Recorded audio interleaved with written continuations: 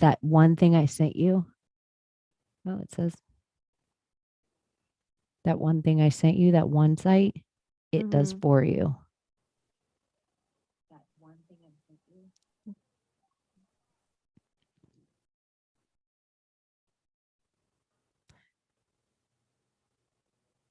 Okay, now we're live. Yep, I could hear myself. Send this to the chat. Shit.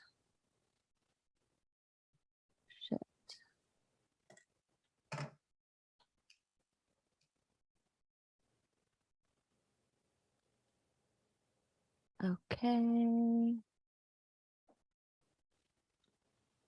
I thought we'd get some backstage time. Oh, so I could stretch. Well, bitch, I gave it to you a little while ago. I was like hitting the bowl. It was totally legal. You can still. I'm gonna hit my I know. I'm not even thinking twice about it. Actually, I was just teasing. Okay. I need to end this other live, and we need to share. Oh my God, I just don't know what I'm doing.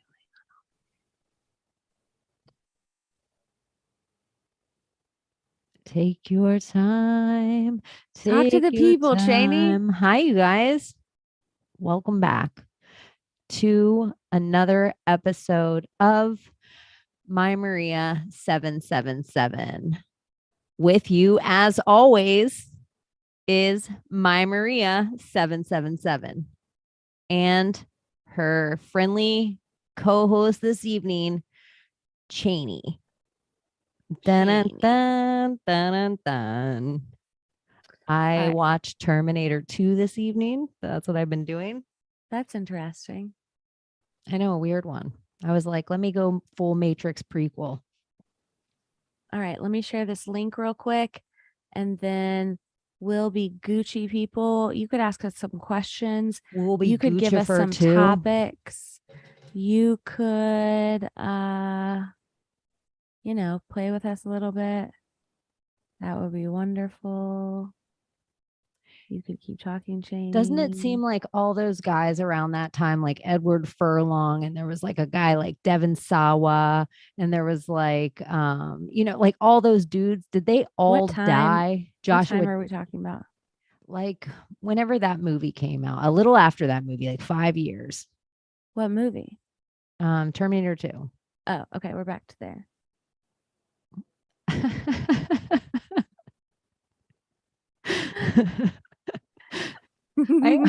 I almost wanted to start it with you know what grinds my gears. Tell everyone what grinds your gears right now. While I do join now on Insta. What grinds my gears right this second is that Chrissy Teigen has the audacity to put on the top of her Instagram as her bio, "Make America Great." Okay, why don't you tell everyone what's going on with her and her womb? The news of her womb. We have a short attention span theater a little bit. So if you guys remember, like a year ago, Chrissy Teigen told us all she lost a baby. And she made a whole ritual about it. She cried about it. People got in line, like in fights online about it, because people were like, we don't believe you, Chrissy Teigen. We don't believe nothing out of your mouth, Chrissy. How can you even say this to me? I'm Alyssa Milano. And so people were like mean to her online. And then now, a year later, for some unknown reason, she has to come out and give us details that she had a medical abortion. Right? Yeah, guys. Like we're going through the fucking nature. I chose to do it. I want to be like, hi, did you eat the baby as well? I think that's funny if she's like, so you guys, I just wanted to let you know that, because before she was going through, it just seems like, did the queen, Betty White died a year ago, or not quite a year ago, right? She died a few months ago. You're the one that keeps bragging about killing her. You think you would at least know when it occurred. Well, when they told us, and when I know, this is what I don't know what their official story is. So she died at like a few months before her birthday. So I think at the end of December, because all those magazine covers come out. That's like seems around the time that Chrissy Teigen had her first miscarriage, but maybe I'm all wrong on dates. Her miscarriage, I think, was in August of last year. I don't know about Betty White. I feel like she just died a few months before her birthday, but I have no time reference. My time's washed away since 2019. It's over for me. Well, many timelines have converged. There is a rumor, a theory, a conspiracy theory, if you will, that her daughter Luna is what we call a moon child, a la your boy. Are you ready to hang out with me now? Yeah. You're here now? Yeah. Okay. And I'm ready. I got my new computer back. I think the quality looks a little better. I turned the overhead light off. Looks good. Thank you. Thank you. Professional. It was some good juju. I first had Apple Care and didn't recall that I purchased that. And second, I didn't even have to pay a deductible. I just got it back for free and they replaced my screen. Holla at your girl. Nice. Manifestation. Manifest destiny. It's episode 96. I guess we should officially say that. Unnamed title. We'll get it as we go. I'm here. We're live. It's Friday night, baby. Slumber party vibes with Project Cheney. You got your blanket? I got my blanket. It's just because I'm wearing I'm wearing a bodysuit and sweatpants. So I'm like trying to keep up the illusion that it looks as nice down here that maybe it does up here. Your outfit is a mullet. Like your business on the top, party on the bottom. You think party's the sweatpants? Yeah. A lot of people would consider party the sweatpants. Business on the top, party on the bottom. If you know one thing about me, I love a bodysuit. It's your superhero vibe. Wardrobe staple. Yeah. My Doug Funny vibes. We were talking about Doug Funny this week. Banging on a trash can, drumming on a streetlight. You remember that? No. You don't remember Doug at all? Oh yeah, the Doug. I do remember the comment now. Doug, remember he was they did one episode where they were in a band and the band sang. Yep. Yeah. I'm just thinking we decided that I do listen. I just have a bad memory at that. Yeah. Let's talk about that in 1 second. I just wanted to make a Quail Man reference real quick. The Q on Doug Funny. You told me that perhaps I was Quail Man or I was Doug Funny. You are Doug a little. Interesting random topic for you since you brought up memory. When I was in college, our English classes for like general education were themed, and I took one on memory, and it ended up being a lot about memory, a lot about dreams.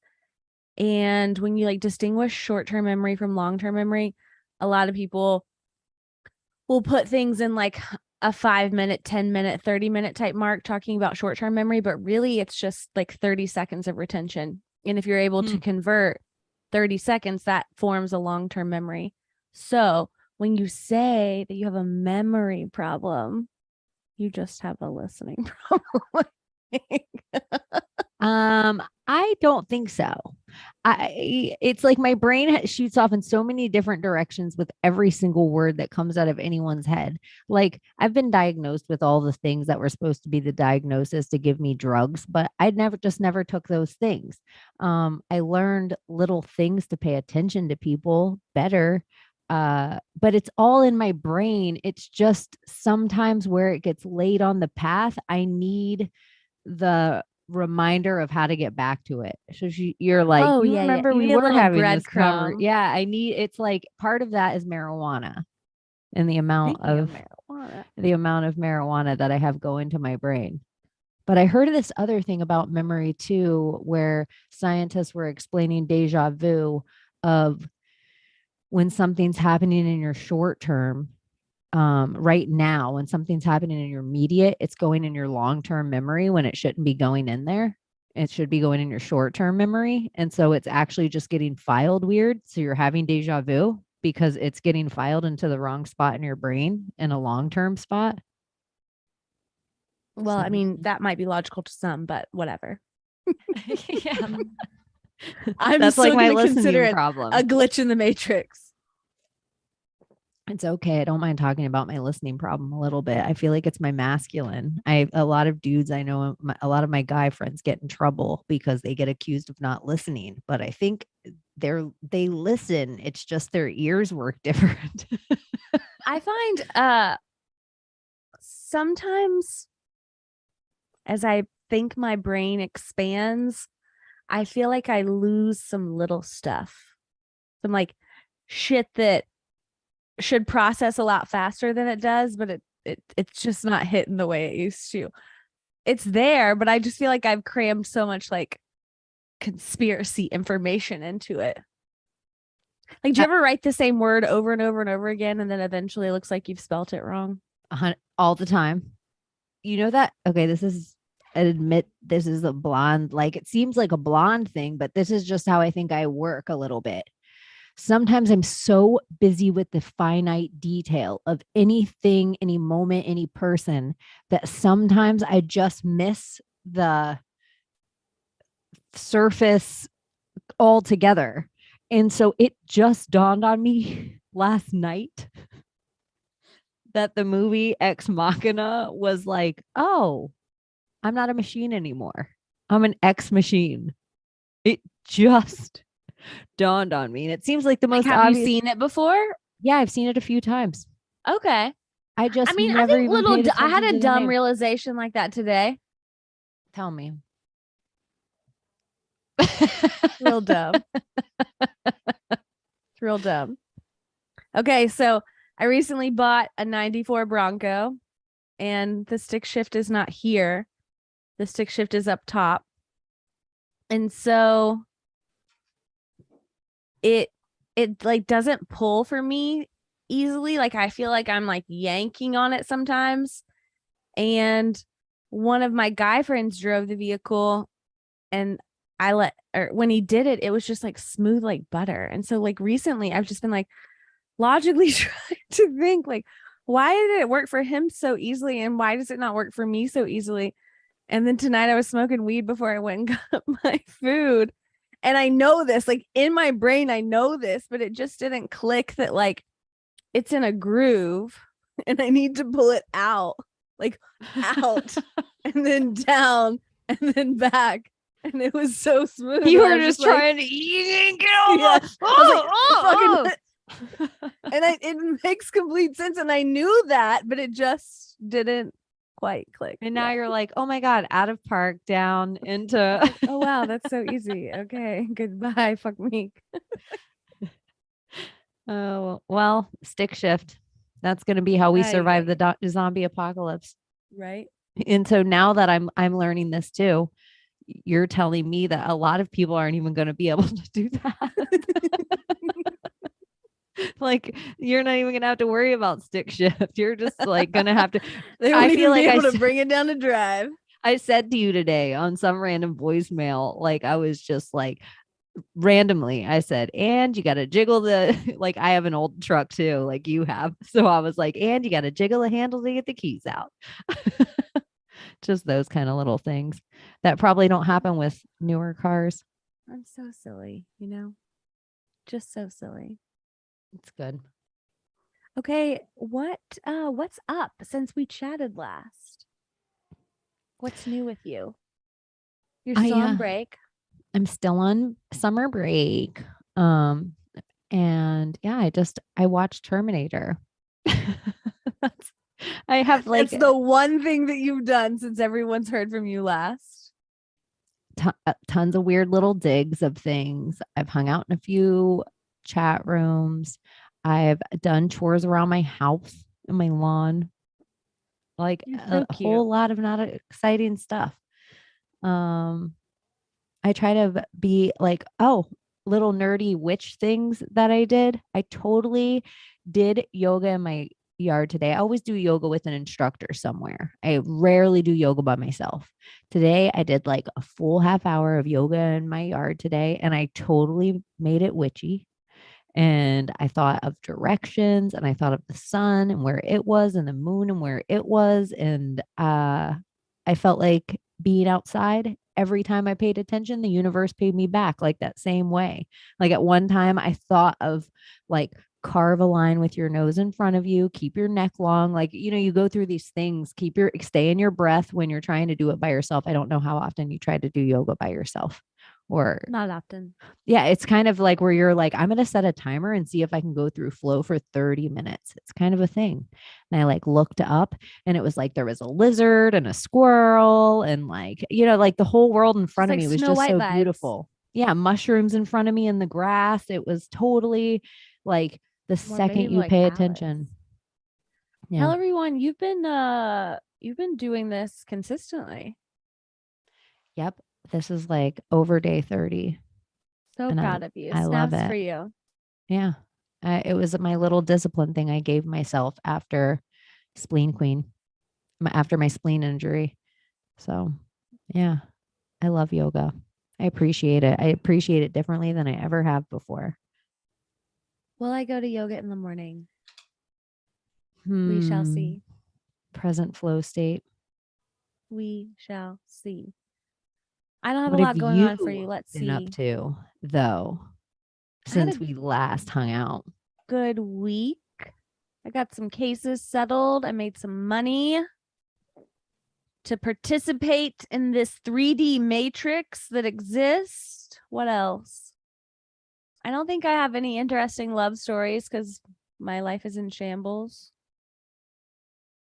Just a lot of like me being weird, manifesting, like messing with energy, obsessively talking to you. You're going to do something cool though. What is that? I think you're going to work on your altar. Oh, right.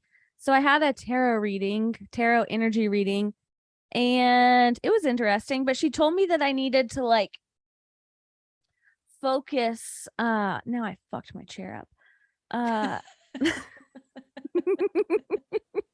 So messed up now. She told me I needed to like focus my manifestation and shit. Fix your chair. An altar, if you're not aware, for people out there, sometimes it's just like a nice little space for you to put your like intentional candles. If you're a tarot person, you have those. If you're an oracle person, you have those, or pendulums or stones, or you lay out a certain color or fabric. But it's just like a nice little place that's private and personal and energetic. And there's like a whole bunch you can look up about it. I know there is some I know there's some podcast hosts out there that would be like, you're going to hell. Jesus. But Satan. Anyways, I think there's some cool stuff about altars that you can look up. Yeah, I'm just gonna make a spot to like put my intention, and I don't meditate, and I really need to try to learn to do that and give myself some time. I don't turn myself off at all, and I need to learn how to do that. I think I almost want to take like a social media break, but then like that defeats the purpose of what we're doing here. So I don't know. You could do it for, a few days at a time, or even 24-hour periods. Mm-hmm. I have certain friends of mine that they turn off all the Wi-Fi in their house because they feel like that's open to us all the time in the way the dial-up wasn't. I agree. I fast a lot already. Like I traditionally only eat one meal a day, but I've been finding that I've been fasting for like 24-hour periods of time without even really thinking about it.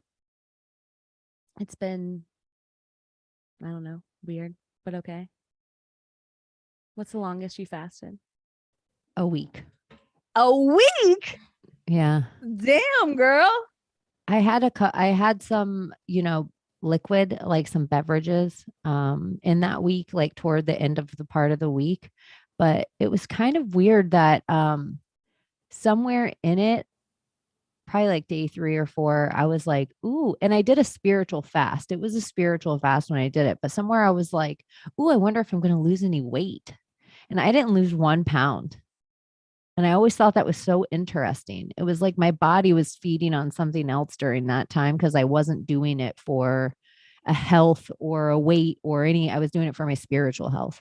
And it was kind of easier than I thought it was going to be. Fasting in general really isn't that bad. And then your stomach shrinks and then you realize, wow, I really don't need a lot of food to exist whatsoever. And then for me, the amount of food that we're like supposed to consume on a daily basis, just like, ugh, disgusts me. Yeah, even like drinking with eating becomes a really hard thing. Like I used to be able to go out and be really gluttonous and have meals and wine or meals and beer. And now like the beer feels like a meal. So I have to, I'm like, oh, weigh it out. Weigh it on out. Okay. It's so weird that once you start, the more intentional, magical, spiritual, whatever path you decide to start taking, certain of these things just start to rinse out of your life. Like they just don't feel as good, even if it's like not just alcohol, but even shitty food, even shitty company. It's shitty like food, shitty company, shitty decisions about your life. Like, you know me, I like to bear literally every part of my life on this podcast. But for like 2 years now, I've been on this like crusade to like get it in and have a little fun on the side because I've never did that before. And now I'm coming to the realization that it's like just it keeps not happening for me because it's not supposed to happen for me. And I'm just supposed to be a celibate girl until one day I meet someone. But I did celibacy once. I did that. Interesting. Like I think I want something and I consciously see the universe put like blocks in my path to prevent me from doing it. And I've like joked about it and it's been kind of cute and they've resulted in some very funny stories, mostly at my own expense. But yeah, no fun for me. It's been fun. You've had fun. some pretty like interesting love adventures, and I'm sure your audience is completely grateful that you're brave enough to put it out there. Because that's kind of what we're all doing here is figuring out how to put life into words. And not just us, every single person out there. It's not even about having a podcast. I just think that's what humans are doing, trying to figure out how to put life into words for other humans every day in the small and large. I think it's just about like connecting too at a certain level. Like we all are at a point where I think we can put things into words and then you find your words and you find your voice and the conversations are just so lackluster that I just keep searching for connection and I find it online. I find it quantumly, but damn, it's hard to find in person. Yeah. It's weird. It's almost like in a crazy way, if you think like 2000 years ago, all the people in the little internet sphere that are your friends in the internet sphere that quote unquote held lines for each other over the last crazy years that we've been locked in cells. They're all over the world. How many crazy times in life have people not been able to find that energy or connection because the internet didn't exist? Like, yeah, there's so many evils about the internet and things that you could say. And but I like imagine like the internet's kind of beautiful in the quantum way. Yeah. The connection that's made from it is like real life. And I always say that if you make a connection with someone really far away, is there like a string between you guys? And then if that string's plucked, does everybody underneath it get like this little bit of sprinkled fairy dust? Like, are you your own ley line? Well, I mean, it's like it's a vibration. It's the butterfly effect. I think I sent that picture to you last night. Maybe I was watching the movie, The Butterfly Effect. I'll have to read it now. But I think what you're talking about is essentially string theory. Everything is connected by this invisible universal string. And if you and I were to be plucked in some way or connect in some way or shorten in some way, then that would, of course, have some sort of effect on everything else. Okay. Quote, it has been said that something as small as the flutter of a butterfly's wing can ultimately cause a typhoon halfway across the world. And that's chaos theory. And we're always talking about being chaotic. It all kind of goes hand in hand. It would be impossible to time travel under that idea and not do something to affect everything. Right. Even just like your existence. Just a step, just a breath in the, wherever you pop into. Just, are you going to use the bathroom while you're in the future or past? You're going to affect something. I mean, I think in the quantum of it all, in the multiverse of it all, in that type of parallel universe theory, I think that's something that you do at this moment, at this time, in this timeline could have some sort of ripple effect across other timelines, especially if there's an infinite number of ones. And so there's like so many parallels that are 99.9% similar to the one that you're existing in, which I think is why we have some Mandela weird overlap sometimes. I know this is like have you done the exercise where you go back and hug yourself as a kid? I've posted videos about that. And I've posted videos about how you should like imagine that they were in front of you and like what you would say to them and like hugging them and that type of thing. Them. I mean, collectively. I know. I just her. I wasn't calling myself them. I was talking about all y'all's. But it's like I always see like you should hug your little kid self and you can heal those moments. And I think it quantumly somewhere does. Like even well, I mean, that's like one thing on that. I saw somewhere that said that your mother's inner child is what hurt your inner child. And I was just like, ooh, that's so insightful. Yeah. But what you're talking about right then is like how healing something now could maybe have like a ripple effect across time. That is for me, if we're trying to figure out what synchronicity is, if we're trying to figure out like what the 47 means, you and I could be sitting here. I could tell you my entire story of my stalker and how naive I was and what I learned from it and all the pain and the hurt that I went through. And when I think back fondly on those times and in a way that I'm almost like sending love to myself that wasn't there, who's to say that like I wasn't seeing a synchronicity there? Like, do you understand what I'm saying? That like sometimes when we see some synchronicities now, is it just our future self sending energy our way?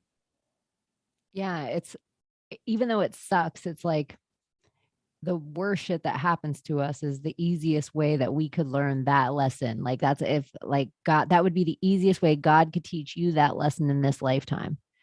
And the weird part about it is they say when the student is ready, the teacher appears.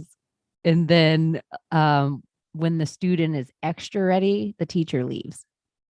Ooh. And they are actually ready. Like there's like, 2 stages. I don't know the whole quote, I'm going to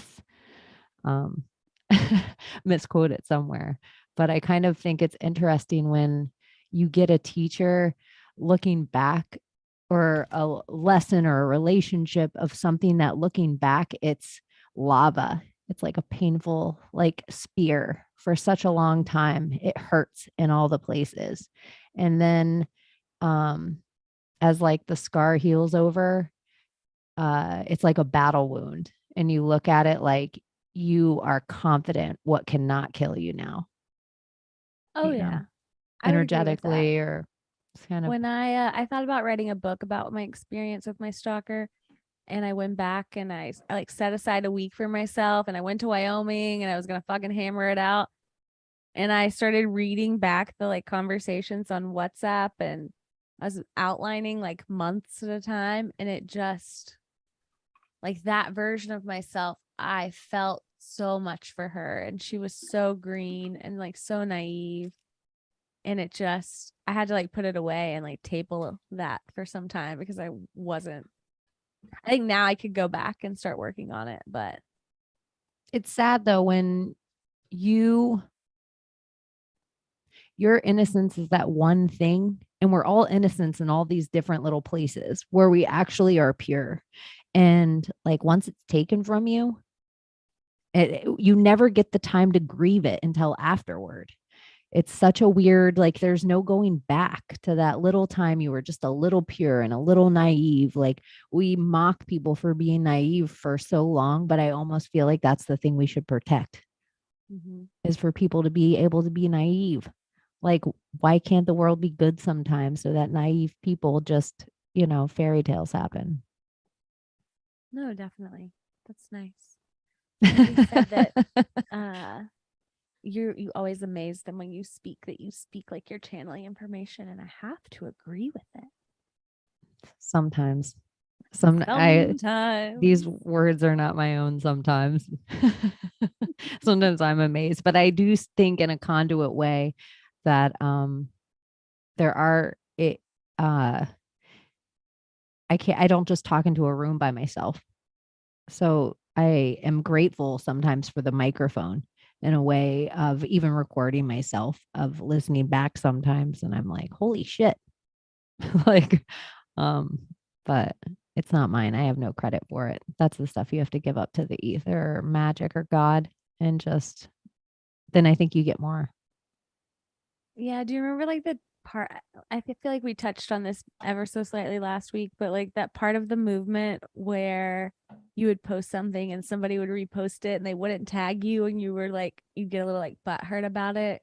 And then now to think that any of us have any sort of like ownership interest over information or memes, like who cares? It's so silly. If in a weird way, if NFTs take any legal stronghold anywhere, then they have no legal stronghold except for the original art that was created at the time. But what they do is set precedents like a union for every meme that was ever made before it. And then there could be residuals on a big company using a person's meme. Like once that art gets a like, yep, this is allowed to happen. This picture on the internet. I mean, that kind of implies like an inherent copyright in some way. That would be kind of interesting to see like how that developed legally, because like you're kind of creating it but not actually creating it. Because you can obviously own an NFT, but then I could go screenshot it 25 times and send it in, anyways. But NFTs, it's kind of funny. They got a little popular and then they've lost it completely. I still think we're in like the inception stage of like NFTs. It'll eventually pop off. I don't know. I like the VR glasses. I don't know who I was talking to this week, but I'm like, I swear to you guys, those VR glasses. We were talking about the ones in the 90s. Yeah, I was telling you, like I went to Epcot or something and they had the same glasses when I was a kid. Like I'm old. Like those like VR technology has gotten no better. And then that metaverse little figure that Zuckerberg, I'm like, what is this? I don't know if you're ever going into the VR. Maybe they can't have you do it because we're already there. Because we're already in a simulation. It'd be a sim within a sim. No, you and I were talking about those old school VRs from the 90s that were like in the black and red color scheme. They were pretty decent graphic wise at the time, and there was like an uptick in movies in the late 90s with that like Minority Report kind of hit on VR and stuff like that. But like Zuckerberg did that meta meeting that you're talking about, and they all look like they're Wii characters from like Wii Sports. And yes. I was saying to you that like the characters on Grand Theft Auto on GTA are more developed than what they want our avatars to be on the metaverse. Yeah, and it was blowing my mind that I was like, you're so right. Like, we all let we even become a thing just because we were amazed that this stupid thing in our hand hit the TV. When, if you think about it, laser tag existed in the 80s. So there is no difference of that was happening in laser tag. They just keep regurgitating this technology to us. And the Wii is bullshit. And even the graphics on the Wii weren't even as good as Super Mario 3. It's infuriating that it was a thing. But I was also I had fun with the Wii for a while. It was kind of a fun party game. And I was telling you how I had this like weird moment once when I was marketing. I was a medical marketer, and I was walking through an independent living facility, and I looked over to the left, and there was a big, huge plexiglass window, and there was like all these old people sitting in chairs with two big TVs in front of them, and they were having a bowling tournament. And how it kind of touched my heart, because there was people in wheelchairs that probably haven't been able to bowl in years, but they could just bowl their little Wii with that stick. The Wii. What what the part of the NFT is supposed to eventually merge with virtual reality, in that, like, if we were wearing some sort of Oculus or some sort of like thing, I guess if we're in some sort of metaverse simulated world with an avatar, then like certain NFTs that you buy would be things that could appear on your avatar. Yeah. And you'd have art on the wall of your metaverse house. Right. We're just really becoming the Sims entirely. Yeah, it's like they're really trying to make you Sim in real life for your Sim character. Like a Sim within a Sim within a Sim within a Sim. Yeah, it's insanity. It's crazy to me. It's ridiculous. Very Ready Player One. Have you seen that? Yes. I wonder. I kind of like it. I love it, but it's very much like an Elon vibe. Like the way that they revel that person so much is a little that stanhood thing for like the you got the golden egg. So you have the egg symbology throughout everything, which is like the cosmic egg. And I also think the one of a big, huge conspiracy no one talks about, but that movie should be the poster for the conspiracy, is the tiny house revolution. Because humans are, one, not supposed to live in a brutal square box, and brutality, squares is a type of architecture. And it's metal. You're not supposed to live in a metal square box, and it's tiny. They want you to like get used to living exactly how they ship you around the world, exactly how Hillary ships people around the world. They want you to own nothing and you'll love it. Evergreen lifestyle, and you'll be so excited about it. Look at my tiny house. My bed folds out of the wall. Like, what? Like, it's so crazy. And they have everyone convinced, like, oh, I'm leaving less of a footprint on the planet. I'm leaving less of a footprint on the planet. Like, it's like, what is happening? That is such a brainwash. Everything about it. It's like, who invented that plan? Al Gore. Right around the time that he created the internet. Yeah, like, I have an inconvenient truth for you. Humans aren't supposed to live in shipping containers. Love that little pun you did there. Thanks. I will say though, I totally agree with you on the like less of a footprint bullshit. But I will say on like a personal level, I've been getting rid of a lot of my shit and I do like it. Well, we carry too much shit as humans. Like, we just have too much shit. We're in a consumer country, maybe more consumer than any other country's ever been before us. Like, and we're not even consuming shit that our grandparents consumed, or maybe even our parents. Like, our grandparents, everyday thing they consumed, the wood, the metals, from their cars to their dresser, like, everything was real. Everything we consume is IKEA shit. Like, it doesn't even go together with real screws. You can't even use the metal. It's put together with plastic and pegs. Like, it's garbage. So we're like saving in like Target, like China warehouse out of boxes. Like, the things that people are actually saving now they're nothing original about them. They've been like, it used to be you had something because somebody went on a huge trip in your family or somebody had something hand painted or something. Now you have like some piece of plastic that's stretched over a metal square and it's, it's like, I don't know.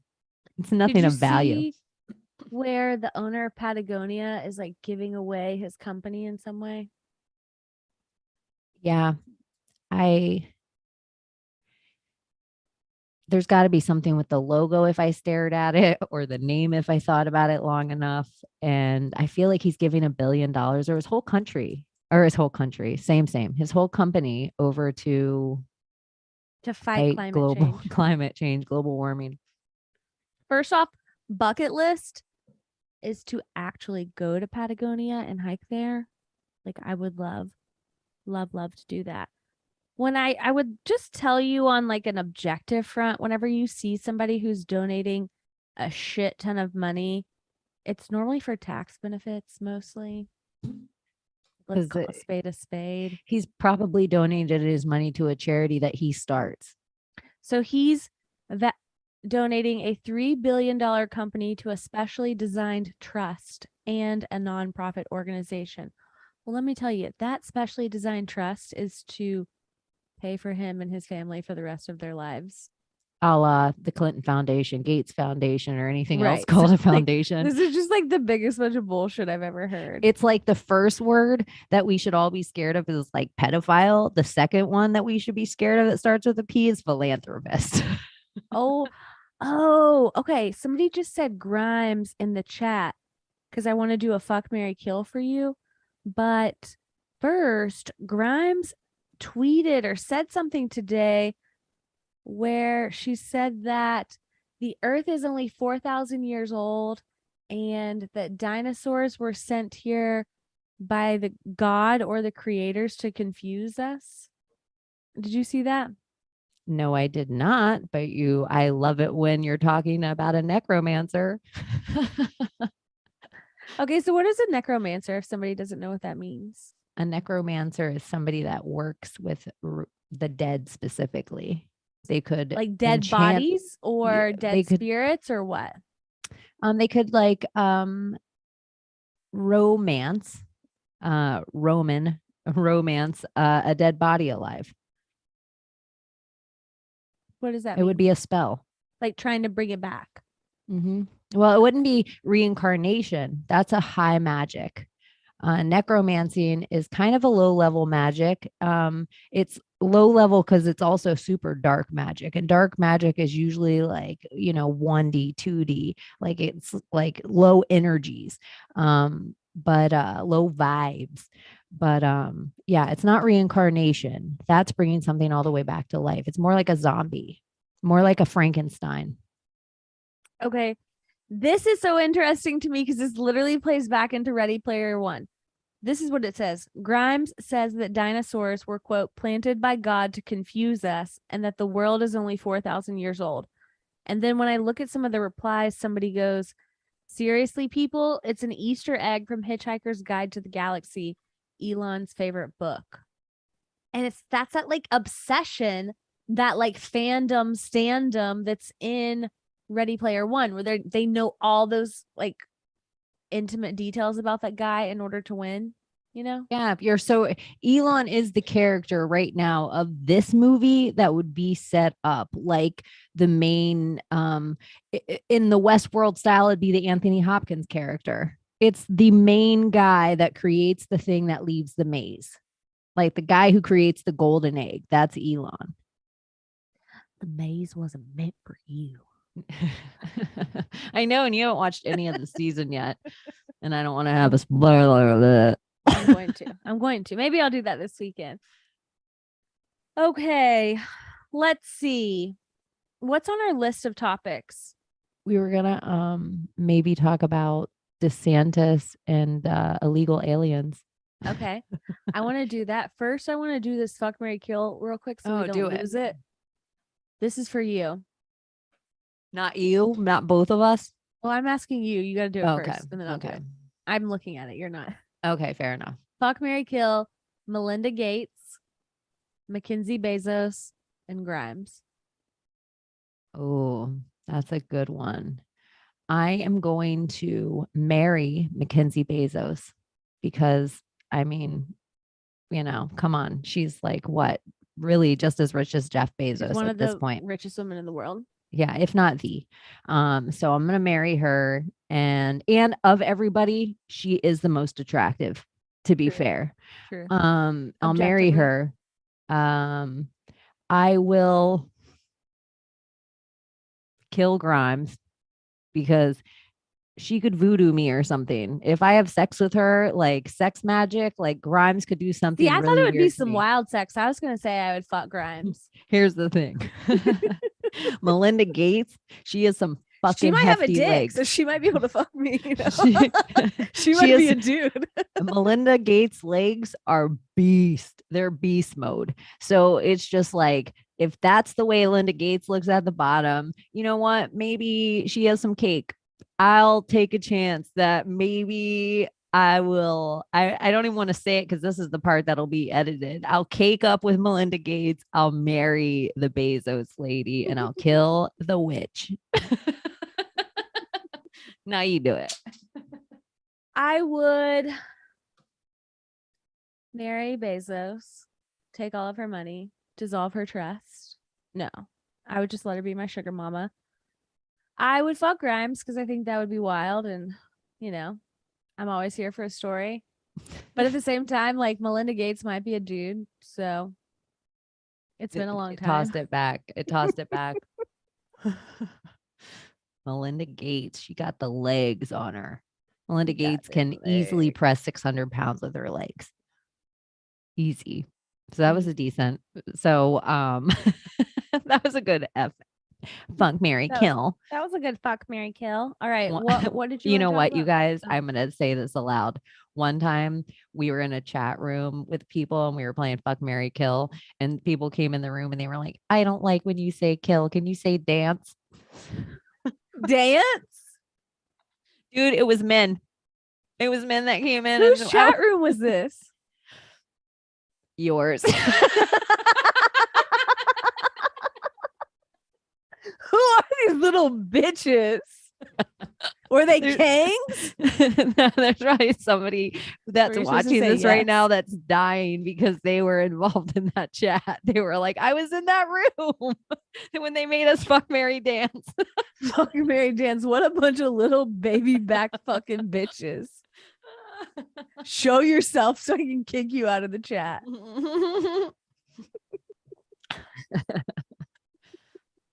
Yep.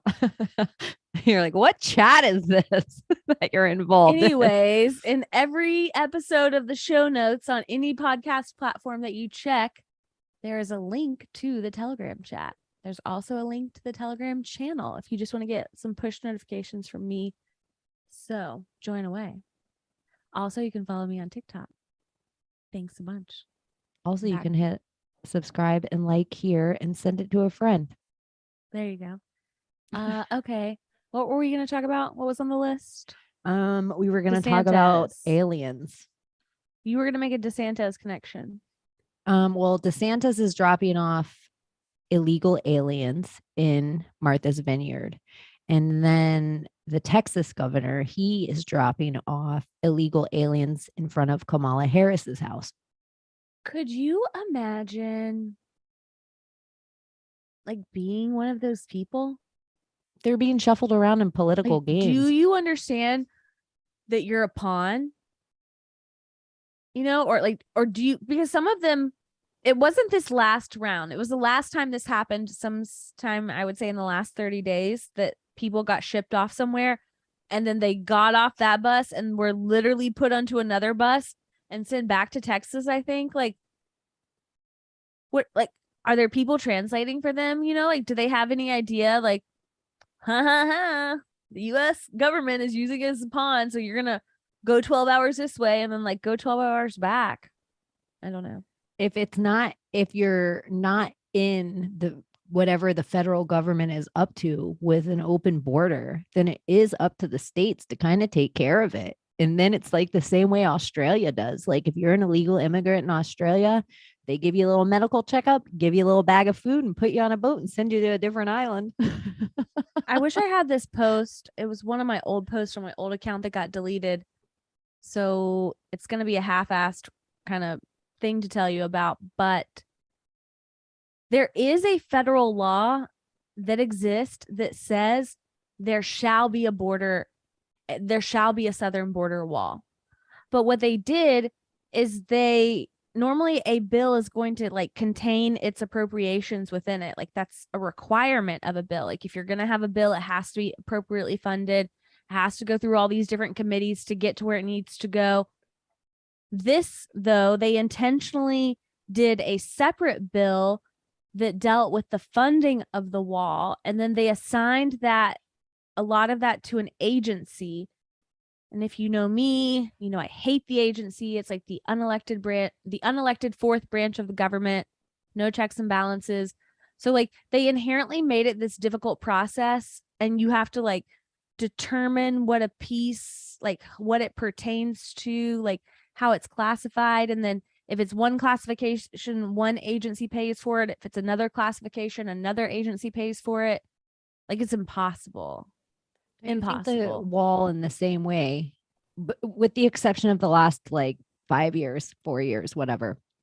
In the same way, for politicians for decades, the wall was like California wildfires. It was just ways for them to funnel money into other places and blame it on this thing. It was like almost the same way that the Republicans and Democrats would run on abortion every single year we've ever been alive. They do. Abortion, weed, student loans, everything is a talking point. But it's like the same talking points that have always been the talking points forever. It's like once Trump is like, okay, I'm going to build this wall. If he finishes a wall, then, well, how are we going to funnel money? That used to be our thing. It would be like if somebody, like that's the Texas way to funnel money, and like Arizona or whatever connects to the border, it's there to California. So if it's finished, then we can't funnel the money anymore. So it would be the exact same way as the California wildfires. If we fix them, we can't funnel the money. It's the exact same thing as like Elon Musk getting all these subsidies for his, like if it's fixed things, if there's a Space Force, do we need to keep giving government subsidies to Elon Musk, SpaceX? If there's a NASA, it's like all these little invisible things that they never intend on doing that we keep funneling money to. I don't know. It just seeing Mike Lindell this week get raided at a Hardee's parking lot for his connection to whatever the fuck they're alleging he's done in cahoots with Trump. Like, this is why I'm never paying taxes again, because you're gonna waste American tax dollars to go get the Mr. Pillow Man at Hardee's, and you're not going to investigate anyone on Epstein's client list, and you want me to think that this is a real fucking world while simultaneously sending $47 billion to the Ukraine? Again. Fuck off, government. Fuck off, IRS. Take me to jail. I don't fucking care. I'm not doing it anymore. Become self-employed. Write everything off. Yeah, it's a ridiculous scam, but also with Mike Lindell, so much of every single thing he's done. But, if you're really, let's just say for the secret society of good guys, for like a SOG philosophy. Glittery red pill. Take it, everyone. If Mike Lindell was a good guy, a white hat, and he was going in direct opposition against like an Elon Musk or like a Jack Dorsey, like whatever the other newspaper of social media would be, he has to sponsor it somehow. But he's also a marketing genius, because even everything that he put out about the Dominion voting machines, and he wrapped it up in like a big, huge 3-day My Pillow conference, like the Home Shopping Network. And I'm sure he probably made so much money of just everyone tuning in. So he is a marketing genius in a way that it's interesting to me. He was in a Hardee's parking lot. Like of all things that maybe it's nothing yet, like Hardee's is That was very Carl's Jr. intentional. Exactly. But wasn't Hardee's Carl's Jr.? And where was Ghislaine sitting at? She was at an In-N-Out. She's at an In-N-Out. It's just these weird little, like, everything matters. Like in this little stupid chess game, everything matters. And so I just think how it could even be, let's say now on the philosophy of Mike Lindell being a black hat. What a great thing. Like if Trump actually got raided and he's actually trying to out the FBI for this thing, for all of a sudden, all these Dan Crenshaw type actors to jump on and be like, I got raided too. I got raided too. So then they can all like actually have something. Like, look how many people that the mainstream media has tried to pin Trump with things. But when you actually look into the person and who they were, they had no credence at his company. They weren't there for long. They weren't really the lawyer, like, like the Stormy Daniels payoff thing. So it's like when you actually look into all these, that Mike Lindell, like he's like a gray hat to me. Like I go back and forth with him. Like he gives me that. You want to know what I think about? I think of a big old room full of architects fucking taking drugs and smoking weed and writing the movie script of the universe out into the ether. And they're like, you know what? You know, it'd be real funny if Bezos got divorced and then we brought in the pillow guy to team up with Trump and to make a rival Amazon store that doesn't exist. Like he kept talking Bezos, about that. Gates, and Elon, all three of them got divorced. Right. If you want to take a glittery red pill real quick, yeah, and go back to Trump in the 2017 executive order where he said if anybody was in basically touched child pornography or human trafficking whatsoever, then the government had the authority. A RICO Act. It was some kind of RICO Act he was doing with that. Well, they give him the authority to seize any and all of your property. So if we take a glittery red pill and think that maybe there's some military tribunals going on and people are arrested and accountability is real, well, then you would want to partition your money so you would get divorced and you live in California, which is a community property state. So there's no distinction between marital and separate property. So you're going to give your wife half of everything like Bezos did, which almost never happens from a man like that. They always pay the wife off at like a 5 or 10% of the whole marital net worth. And the wife is always like happy to get that. He gave that bitch half immediately. She becomes the richest woman in the world. That's all about protecting your assets. That's not all hers, in my opinion. That's why you get divorced. Because then if half of his money gets seized pursuant to that 2017 executive order, then you've still got hundreds and hundreds of billions of dollars over here on the side. And this same act, if we were going to glittery red pill, also attaches to Weinstein and the movie companies, because they let him sign contracts where they kept $200,000 of his money to pay off his future victims, knowing he was actually, like doing nefarious stuff, which would be all these same things. If you're in cahoots with somebody that is doing crazy shit, then we can seize everything that you are. And that could be another reason why we're not seeing all these big, huge movie companies necessarily put out all these films anymore. Like we're watching Hollywood die in front of us if we were to glittery red pill. If and only if. If and only if. I like your style. I can change. I can change levels at any time. No, I like your notepad. I was like, clever girl. Clever girl. Yo, clever girl. Okay. What else, Shani? Did you see where, let's see, the China telecom scraper like somehow caught on fire today, went up into, oh God, was engulfed in flames and didn't immediately fall down as if it was hit by, planes. 2 planes a couple days ago, 21 years ago. Yeah. I thought that was clever to say about that tower because it just burned and burned and burned for hours, burned and burned and burned. And I also thought it was interesting of how similar that picture looked to a tarot card, the tower.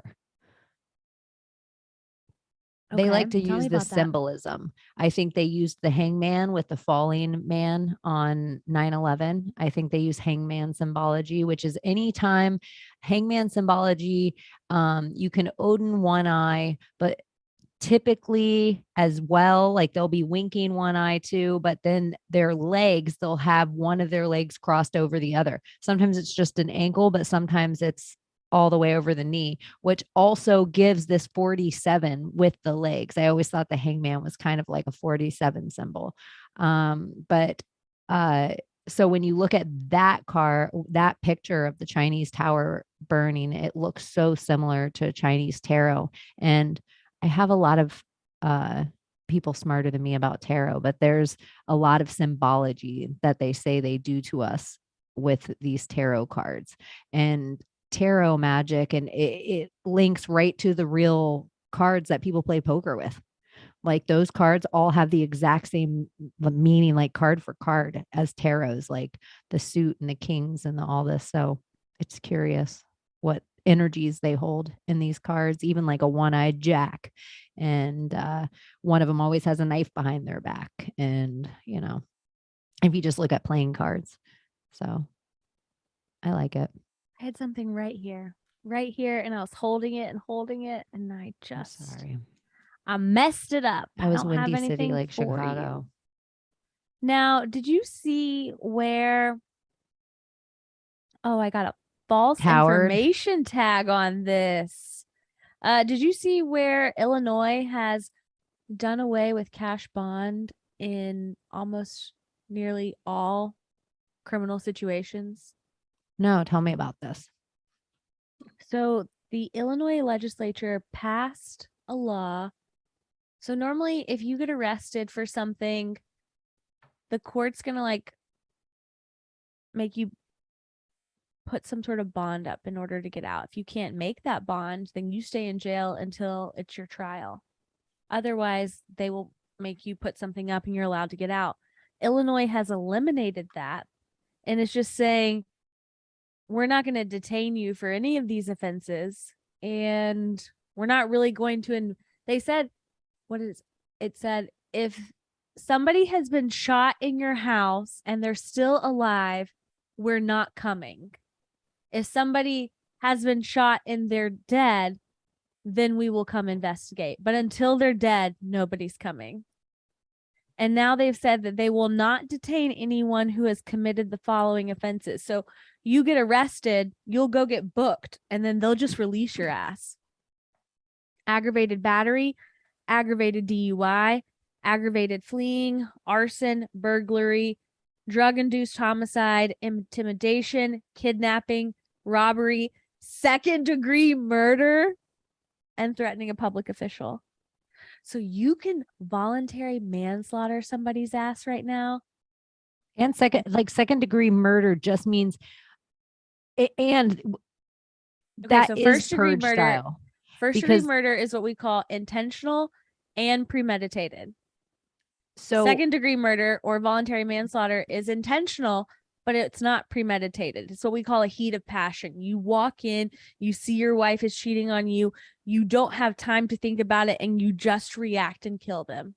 That's or if they wanted to make one night out of the year, like the idea of the purge, like a purge law. Oh, they're pushing us towards a purge. So but if it's second degree murder and it's just like me walk up to you, kill you, everybody gets away with second degree murder because it wasn't premeditated. No, that would be intentional. That would be first degree murder. But like, no, we're just walking down the street in clown mask, being crazy. You have a bat. I have a sword. We're all just being crazy, crazy, crazy. It's not like I have intent to kill. We're all being crazy, crazy, crazy.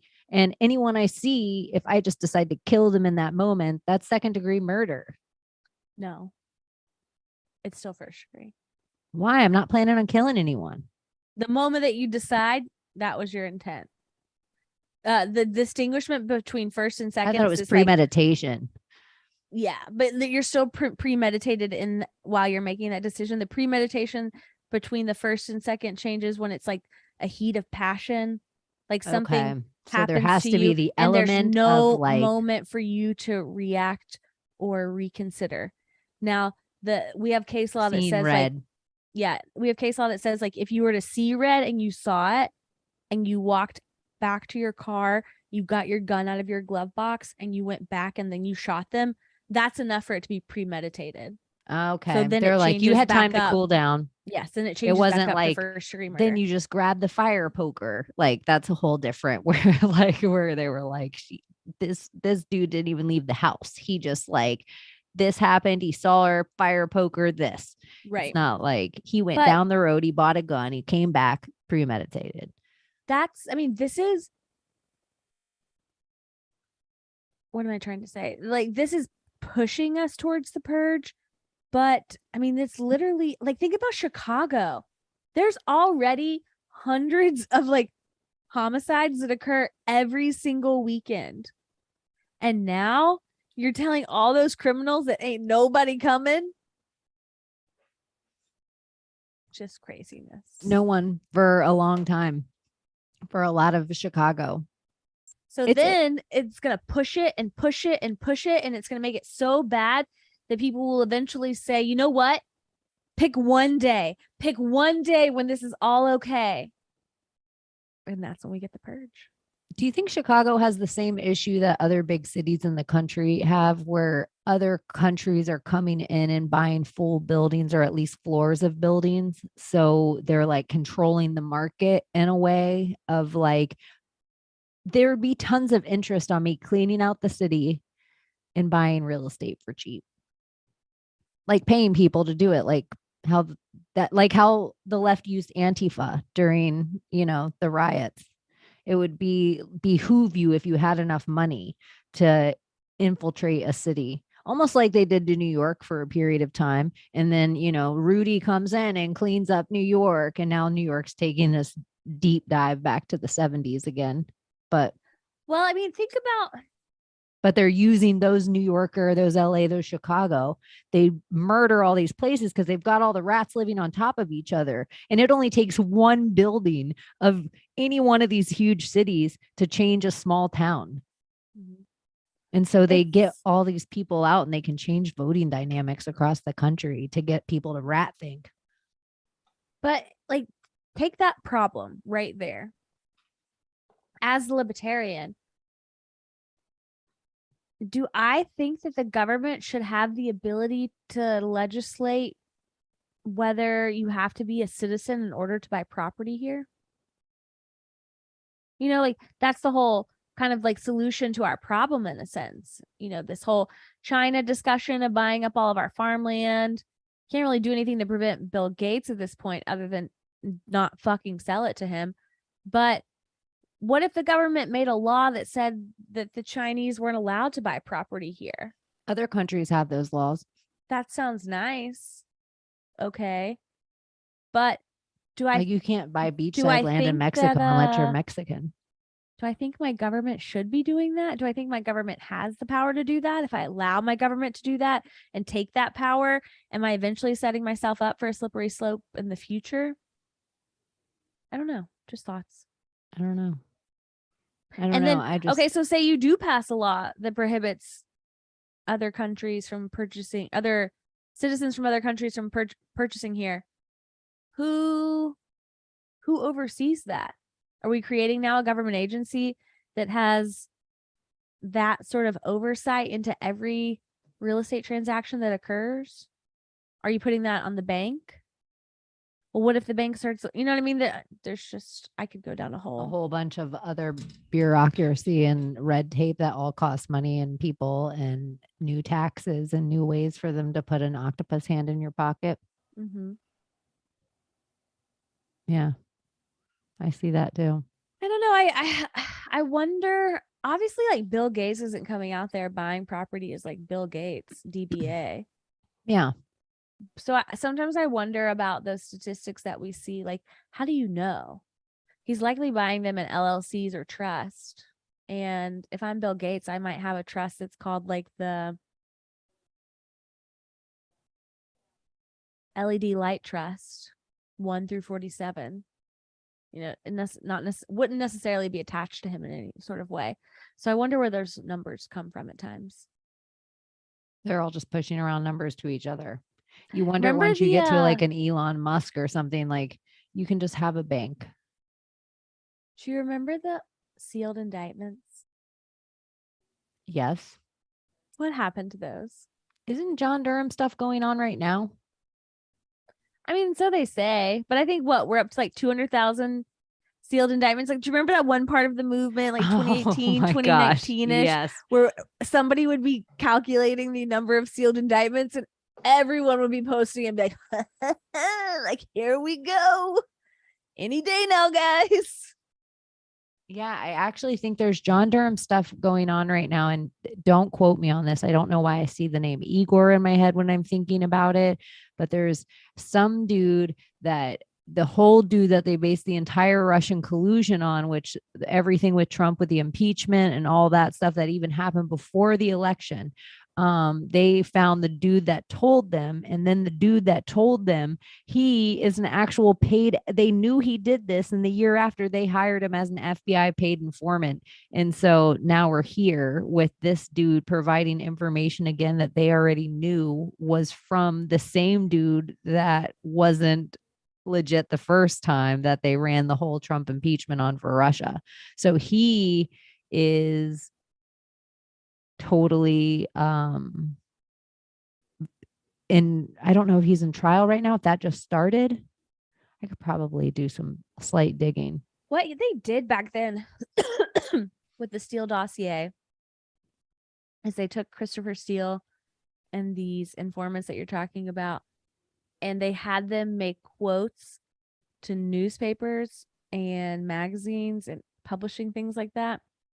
And then when they made an application for a FISA warrant, which is the highest warrant in all of the land, should be like, when I write something for court, I'm so anal and so like, I want to make sure it's so particular and like cited well and every I's dotted and T's crossed.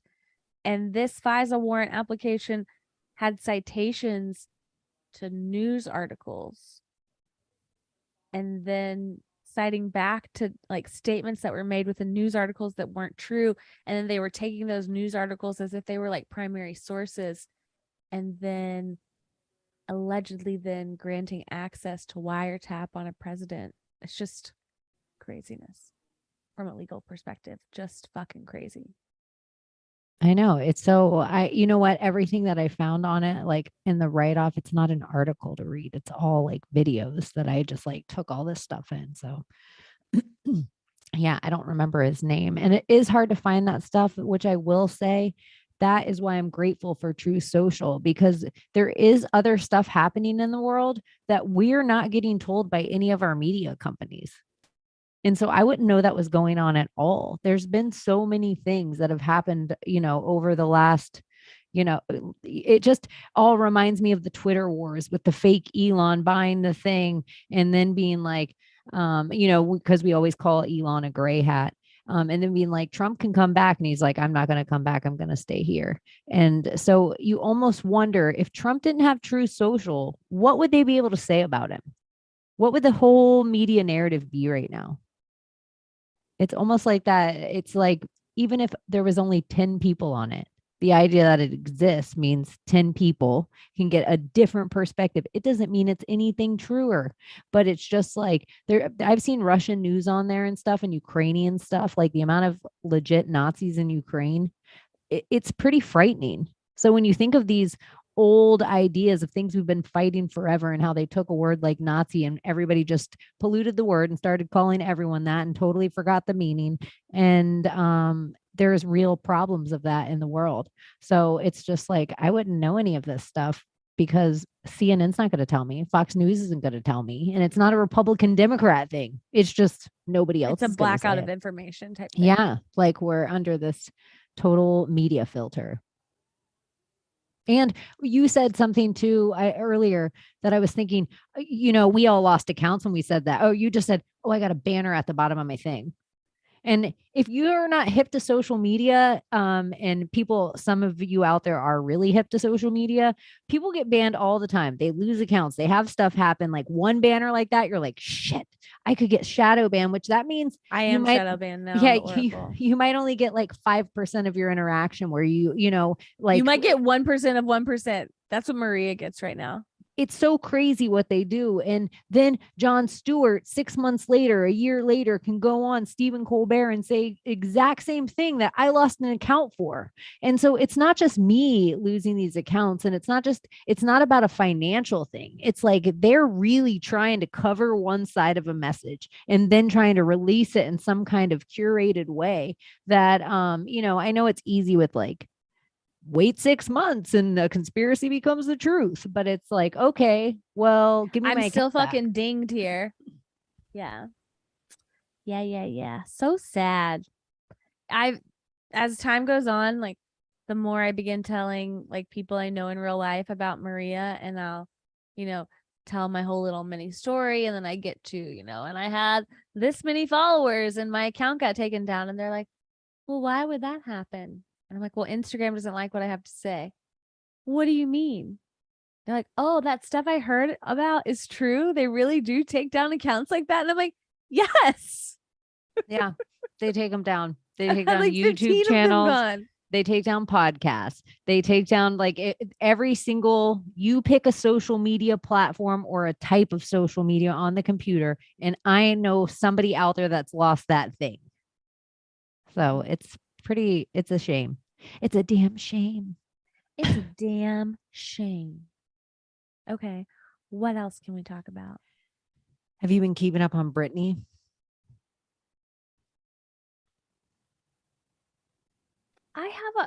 I haven't expressed this to you that much. You hate I have Britney. a hard time with Britney in general. I had a hard time with this whole conservatorship narrative because I know what's required for a conservatorship. And don't get me wrong, I know that judges can be bought off, and I know that corruption exists, and I know that there's injustice in the world. But to think that that type of alleged abuse occurred within a conservatorship, and I know it's required on my end for a conservatorship, I just don't see how that's legally possible. It would make it that much crazier if the whole entire thing is true. Like, you got to do mad accountings every year for the court for a conservatorship. You got to have, like, I mean, I see how everything could be faked, but for her this year to be like, for the first time, like, I just realized that I could contest this for the first time. I don't know. Everything could be fake, including Britney herself. Yeah. Like, so I mean, I just wanted to put that. I'll evaluate Britney through your lens now, but my overall overarching lens is just like, the conservator is a great conversation to have when they want to paint someone in the media in a certain way. One of the listeners pointed out to me this week, because I Britney and I comment on all her posts like a crazy person, like I'm Jason Alexander. Somebody pointed out to me, like, doesn't it look like Britney's dancing behind plexiglass? Like you can see a weird glare on it. And so I sent it to you and Alex, and both of you were like, yeah, she objectively looks like she's dancing behind something. Like there's something going on here. So then somebody posted in the Project Cheney Telegram, I think Layla, but I'm not sure. She's in the chat. Oh, Layla Gold Guns. Shout out. I think she posted it in there, but it was this thing about Britney, and she never talks about Sam, her actual husband, her ex-fiance. And she says, nobody helped me with this. And then she has this whole other interview where that she gives, like, because you know she's recording herself sometimes where she talks about a secret boyfriend. And then there was Jason Alexander who like bombarded her wedding, and everybody was saying that, oh, Jason Alexander was trolled by somebody who wasn't even really Britney. But what if it was Britney and she is being kept somewhere? And I always say, like Elvis Presley wasn't allowed to leave Vegas, or I think the Queen of England is kind of like a Britney. Like the sovereign is don't give them empathy. That's part of it. That's what they want you to do.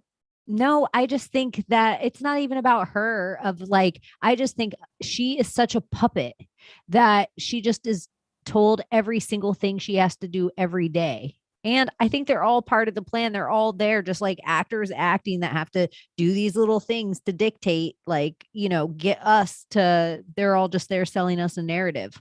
But, yeah, they both just seem like they have the same amount of power. I don't see them as any different people. I see them both as kind of kept puppets. And for some reason, they seem to be letting us know in ways that Britney's a kept puppet and that maybe she's interpretive dancing. That's the Britney conspiracy right now. I personally just think Britney's like a little marionette that they play with. And it's entertaining for the masses. You don't think she might have fairy blood? I mean, maybe she has fairy blood and that's why she's so enticing. But I don't think there's anything there. Like, I think she's probably, there was some wild theory that I heard once. Like, basically how they had like split her psyche and would turn the Britney off and then like sell her body out. If you look at any pictures of Britney Spears with Paris Hilton is just Ghislaine Maxwell. She's a handler, baby. She's a handler. Paris Hilton, another person that no one talks about is Heidi friggin' Fleiss.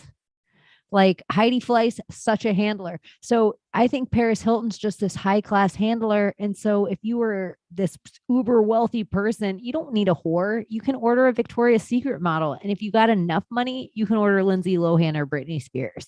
Exactly. And Paris would make sure that would happen.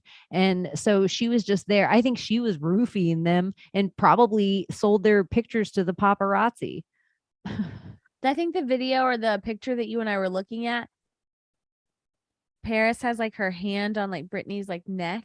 And I think I was saying to you, like when a man does that to me, like, ooh, baby, that's hot as hell. But like, this is a sign of dominance here between the two of them. Oh yeah. We were talking about that this week and I think it's such a good segue. Like, cause we talked a little about the green lines on a different podcast. Okay. I'm obsessed with the green line test. Yeah. Like talk about it for a second. I'm going to pull it up. So there's a guy on TikTok that has become infamous for the green line test, but he didn't originate it. It's from a guy on Twitter. And I will let you tell the green line part of this specifically and go into the next part that he's talking about. But I just think it's interesting that there is body language that couples and people and situations have that happen all the time and you don't even realize it. Like if somebody stands over you and tries to talk down to me right here, if they get threatening enough, I'm going to stand up. Like if it's like, I'm going to stand up and we're like energetically, but then there's also this next level of me not standing where I don't fear you at all. And I'm going to like get even more comfortable in my chair. It's like, so there's these big things we do with our body, but then there's also these like little tiny things that like, they say couples do, or, like holding hands, like who's the dominant hand holder, who's the dominant kisser. Okay. Like, so I'm ready now. The green line test. It was originally developed by Alpha Rivellino. He goes by Rivellino, but Alpha Rivellino on Twitter. And the green line test is all about evaluating a picture of a couple. Normally, I think it's more like heterosexual couples. And you're looking at their body language and how they're standing, if they're leaning into each other, if one's leaning into the other, if neither leaning into each other, and the individual will draw a green line. So it basically, like the premise of it is that like a dominant man or a dominant woman, someone strong in their person, is going to be standing straight up and down. And they're always going to stand straight up and down. Whereas somebody who is okay. It goes, the theory goes, if neither partner is leaning, that means that that's going to be like a long lasting relationship. They're both like straight up and down. They're both secure in their person. When a woman is leaning into it means that it could sometimes be a lasting relationship. And if the man is leaning in, it means like the woman is dominant over the man and that the relationship is doomed. So they will go through and they will look at all of these pictures and make all of these videos evaluating people. Like there was all this stuff on Pete and Kim at the time. I still think look it's at fucking, Pete and Kim now. I You still know, think if we it's believe in that fucking, story line. it's that like that was such a PR stunt. I The can't whole believe that thing, people. there's so many PR stunts. Now I think so many Hollywood relationships, looking back, I'm like, that wasn't real. That movie came out, that album came out, Taylor Swift's whole life. I'm like, she's probably just a sex doll. She's probably not even a real girl. She is Pinocchio. But Rivellino then goes on to talk about, so he talks about the green line test. He also talks about like the claw. And the claw is like when a woman like is behind a man and she like puts her hand on him in pictures and stuff like that, or she's like holding him down in ways. And then recently he did a video this week or last week about the thumb and who has thumb dominance. Thumb wars. And they sound so ridiculous, you guys, that you watch it and they're so fucking on point. I love it. But if you just think about it to yourself, the audience out there, when you hold hands with someone and you interlink hands, one of you has your thumb on top. Is it the person that's the most dominant in the relationship? I always want to like fold my hand into his because my hands, like if I was going to be on top, I would be extending my thumb over, and that would, I don't think that would they feel have bigger good. knuckles, bigger hands. And I want you to feel like a man too. So I'm going to go under. Yeah, I just feel like I always have bigger hands than somebody I'm holding hands with. So it's not a dominance thing, but I also don't like just traditionally, that's not my favorite way to hold hands. Like that. Oh, really? Yeah, I don't think it's my favorite. I like linked fingers. But I mean, you're kind of like the dominant, you're kind of the man in your homosexual relationship. Yeah, but I definitely think there's been like a changing of the scales over the last few years. Like, how did lesbians feel about like, do you appropriate heterosexual gender roles into your homosexual relationship? Yeah, I think a lot of gay couples do. You know, with like little cooking, there's definitely, and this is sexist, but there's definitely man chores and lady chores in a house. There's chores that are stronger and dirtier that typically in a heterosexual relationship a dude does, like mowing the lawn and taking the trash out, or like little repairs. Like a man in a heterosexual old-fashioned relationship would usually take care of those things, whereas a lady normally would like, you know, maybe cook more, clean more, or you know, like just house more, flowers and candles and pillows. I wonder this because I can only speak from a lesbian side. It's nice to have two women in a relationship for all those things. You know, like our house feels like a home. It always smells good. There's always food in the fridge that's like healthy, like because there's two ladies that live there. But the man chores for me feel definitely more natural than they do for Jules.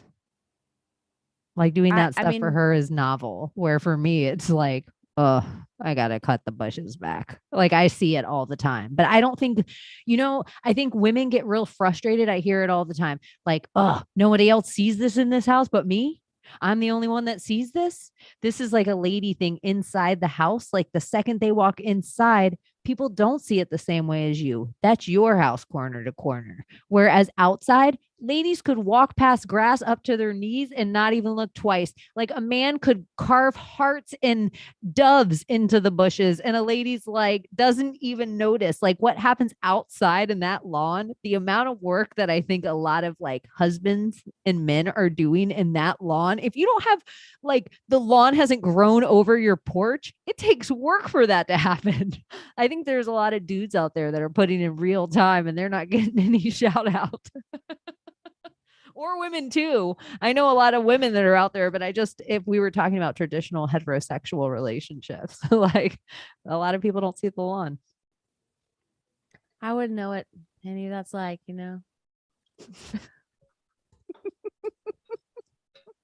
And overall, you shouldn't even have an effing lawn. Like you should have a garden.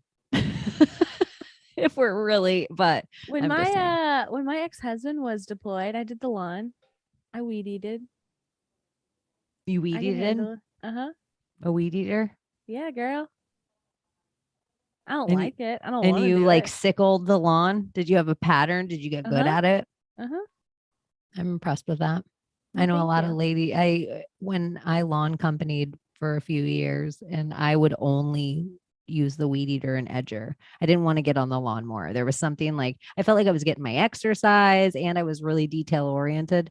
And it always when other of my lady friends would just see me because I did it day after day for hours a day with this weed eater. And so when I would do my own lawn, they'd be like, oh, I'm going to weed eat my lawn. And they'd be like 10 minutes in, like, I'm never doing this again. It's so much dirtier than mowing, though, if you decide to weed eat it. Mm-hmm. You get that whip. I've been feeling really nesty lately. Like it's time for me to have a house. I think you would like a house. There's no children. That's not why I'm feeling nasty. I think you would like the project of a house. Agreed. Like fixing up little rooms at a time. And I think you'd fix up a cool house. Even if you didn't stay in it forever, you'd flip it good. You're good at this. Really, the reason why I don't have one yet is because I don't want to pay my taxes. We just keep coming back to that. Well, I know. Such a fuck for self-employment. No, you're not the only person I know with this problem. This is actually a really frustrating thing to a lot of people I know that have played all their cards right. Even their down payments of cash they have to put down on houses is insane. But just because of this thing, like because they still have to do this dance. Like, here's my income. Here's my adjusted gross income. Like, you can't really go back above that line. Like, we're going to play this game with each other. You know I can afford this, but you're going to tell me I can't have it? I don't know. I'm just that kid that keeps waiting for the market to crash. It's gotta. It's inflated and fake. I don't think they'll allow it to crash, though, until after the midterms. They want it to be strategic. Oh, that's one thing I wanted to say. So if you think about the presidency as this 4-year loop, and we're on this loop all the time. So the midterms are going to happen, and then we're going to transition into preparing for the primary. And as we prepare for the primary, both parties are going to get very polarized. When you're going for like the primary position, you want to be the left of the left, the right of the right, because you want to pull as many constituents out of your party to vote for you as the nominee. And then after you become the nominee, you'll watch both of the candidates come back to the middle as they prepare for the actual presidency or the actual presidential election, so they can pick up moderates there in the middle. But things will get very, very polarizing, not as if it isn't already, but that's what's coming in this part of the loop. Don't you think it's going to amp for October, though, right before the November election? Like, if you think this has been a shit show up till now. Nothing's happened yet. It's gonna like the next 7 weeks. Some more, definitely some more false flags. There will be some school shootings, probably some shootings in general. They're going to ramp it up. Because gun laws are definitely one of those abortion topics that we have to talk. It's like, here's the 5 things we always have to talk about. Well, if you think about like the context, I think all elections are fake, but if we pretend like some of them are real and some of them are fake, strategically, they always wanted there to be some point of contention within the House. So the presidency and might have one of the houses on the same color, but it's never a whole 3, all 3 blue or all 3 red, which then lends to the conversation of like nothing ever getting done because both houses are not on the same page. So they take big, huge issues like the Second Amendment and abortion, and they spin them as if they're going to do something with them, but they're never going to be in a position to do something with them because most of those like constitutional amendments require 2/3, not just a simple majority. And you're never going to have 2/3 in this context. Like, part of the aisle isn't going to come over the line most of the time. The federal government can't get anything done because they can't keep fleecing money for all the, right. It's a long song and dance. That's why I think it's interesting. The politics, how curious they're going to get this year over any other year. But just between states and governors. And then we're going to see all these governors set themselves up because people got to run for president. So we're going to have all those ones who are supposed to step down and take their role for that. Just think about the obscene amounts of fake money that are spent in election season. Yeah. It's mind blowing. Like, again, I don't want to put more like government and more laws and more bureaucracy, but to think of the amounts of money that are allowed to be spent, like $500 million each way. Do you remember what's his name? So was that New York candidate? Nader or Perot? No, the businessman that spent like $300 million. Oh, not Buttigieg. I know exactly who you're talking about. It'll come to me as we're talking, or someone will say it. Michael, right? It's not Buttigieg. It's not. No, it's not Avenatti. I can picture his face in my head. Yeah, who's the New York businessman? Not Bloomberg. No, and he spent $300 million of his own dollars on a failed bid for the Democratic nominee, and that's just crazy. It's absolutely insane. It is Bloomberg. Oh, look we came to it. We came to it with our real brains. Michael Bloomberg? I think he's the dude from Bloomberg, like that paper. No. Yeah, he is. I was just asking, is Michael his first name, or am I making that up? Somebody will tell us. Probably. Somebody will tell us. Okay. Did I tell you about Prince Andrew's or the Queen's bees? No, do tell. I think this is so curious.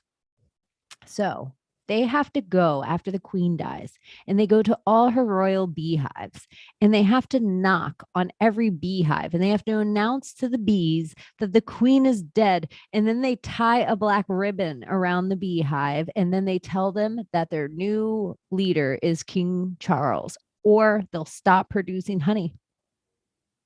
This is just the ritual of one set of the queen's animals. But there seems to be weird things going on with all her animals, from her swans to her corgis. And then keep going. Her corgis are going to Prince Andrew and Mandela effect Fergie. Who comes from a timeline where Prince Andrew and Fergie have been apart for at least a decade. At least. It seemed like they split up before Charles and Diana did. Like, I feel as though way before we ever heard about Prince Andrew indiscretions, that there was a narrative of like Fergie like being cast out, in that whole like New York party girl type of era, like the late 2000s. She was the Harry almost. Right.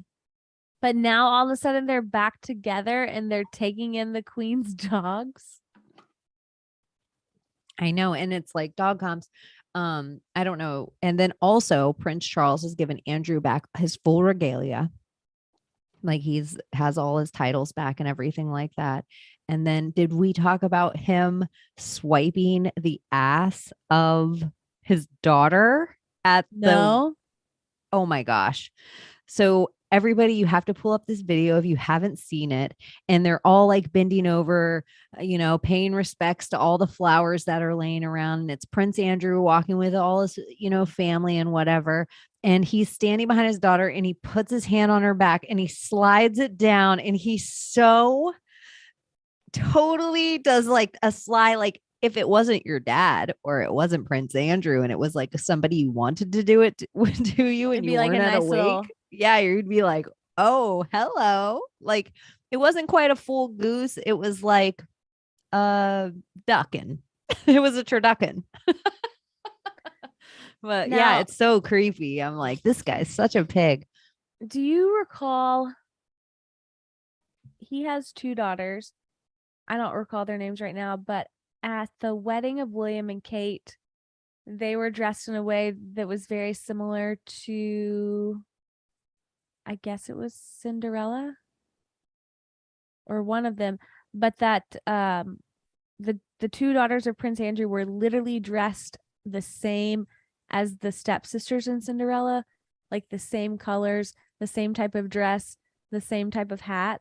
It was like a mirror image. And then William and Kate, when they got married, they looked like it too. And so I wonder, in that kind of same way that we were talking about the color purple, and whether the simulation just puts it out there or whether they're intentionally do it. Sometimes I wonder, I'm about to sneeze, do they intentionally stop looking at me like that? Do they intentionally do this to like look like Cinderella, or is it just the sim? It's like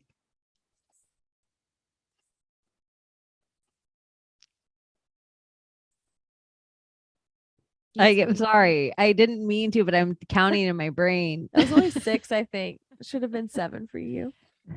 But you're saying something, and you and I have been talking about this since you sneezed, that your body has ways of maybe telling you, and it might not be the thing about the Cinderella right now. It might be something else that was in your head. It might be something, but I say there's like confirmation sometimes in twitches and sneezes, and like when you get a cold chill.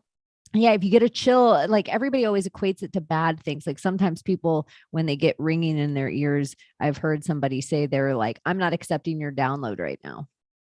Oh, I love all this kind of stuff. I've always sneezed like crazy in like 3s, 6s, and 9s. And so lately I've been sneezing with Shani on the phone in 7s. And I'm like, okay, anytime I do this, this has to be confirmation of something we're talking about.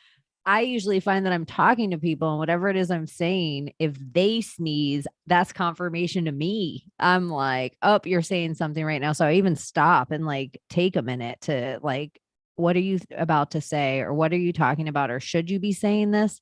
Because sometimes I find like my dog will need to go out and I shouldn't probably be saying something. Like maybe it's online, maybe it's, to somebody, on the phone. Maybe it's like almost like the universe has a weird way of interrupting you from we always talk about getting off the hamster wheel, but what if God wants you off the hamster wheel too?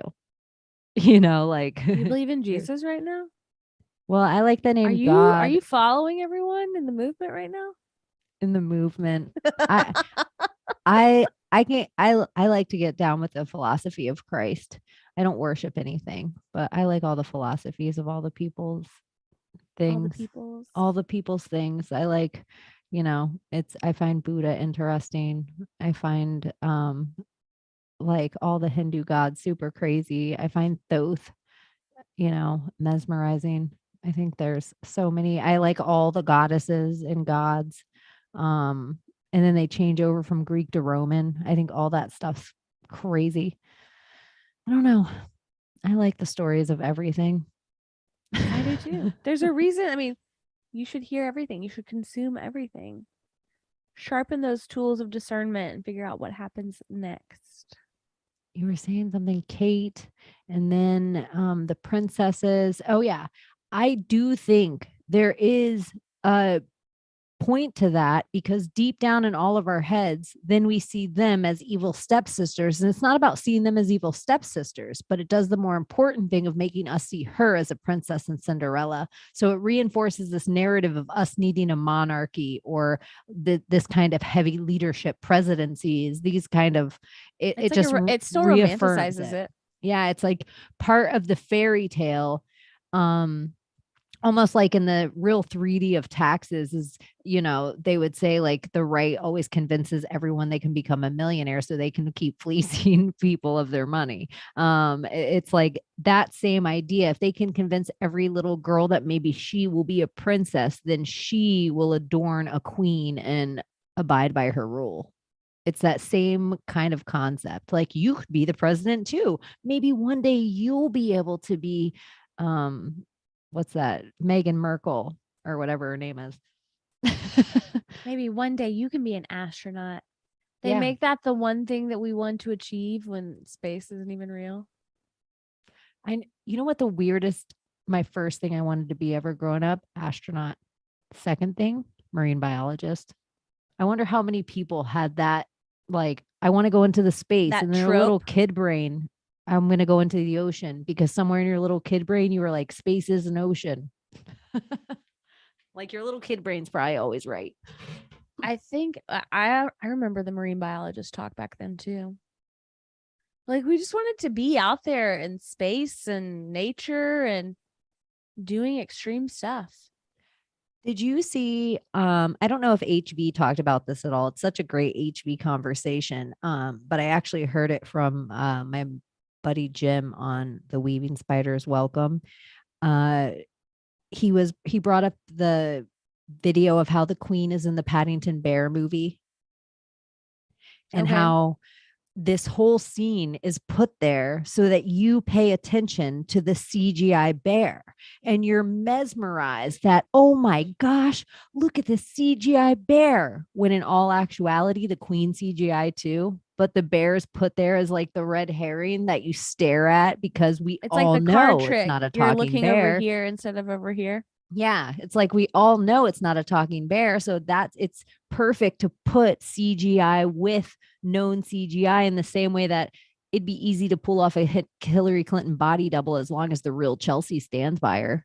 Exactly. It's that same idea. If it's like we put CGI in there that we tell you it's CGI because your brain knows there's not a talking bear, then you believe the queen is real when she's CGI too.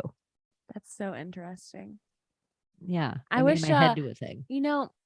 I know we touched on this briefly the other day, talking about the Hollywood Unlocked guy and like the statements that he made prior to the Queen's death.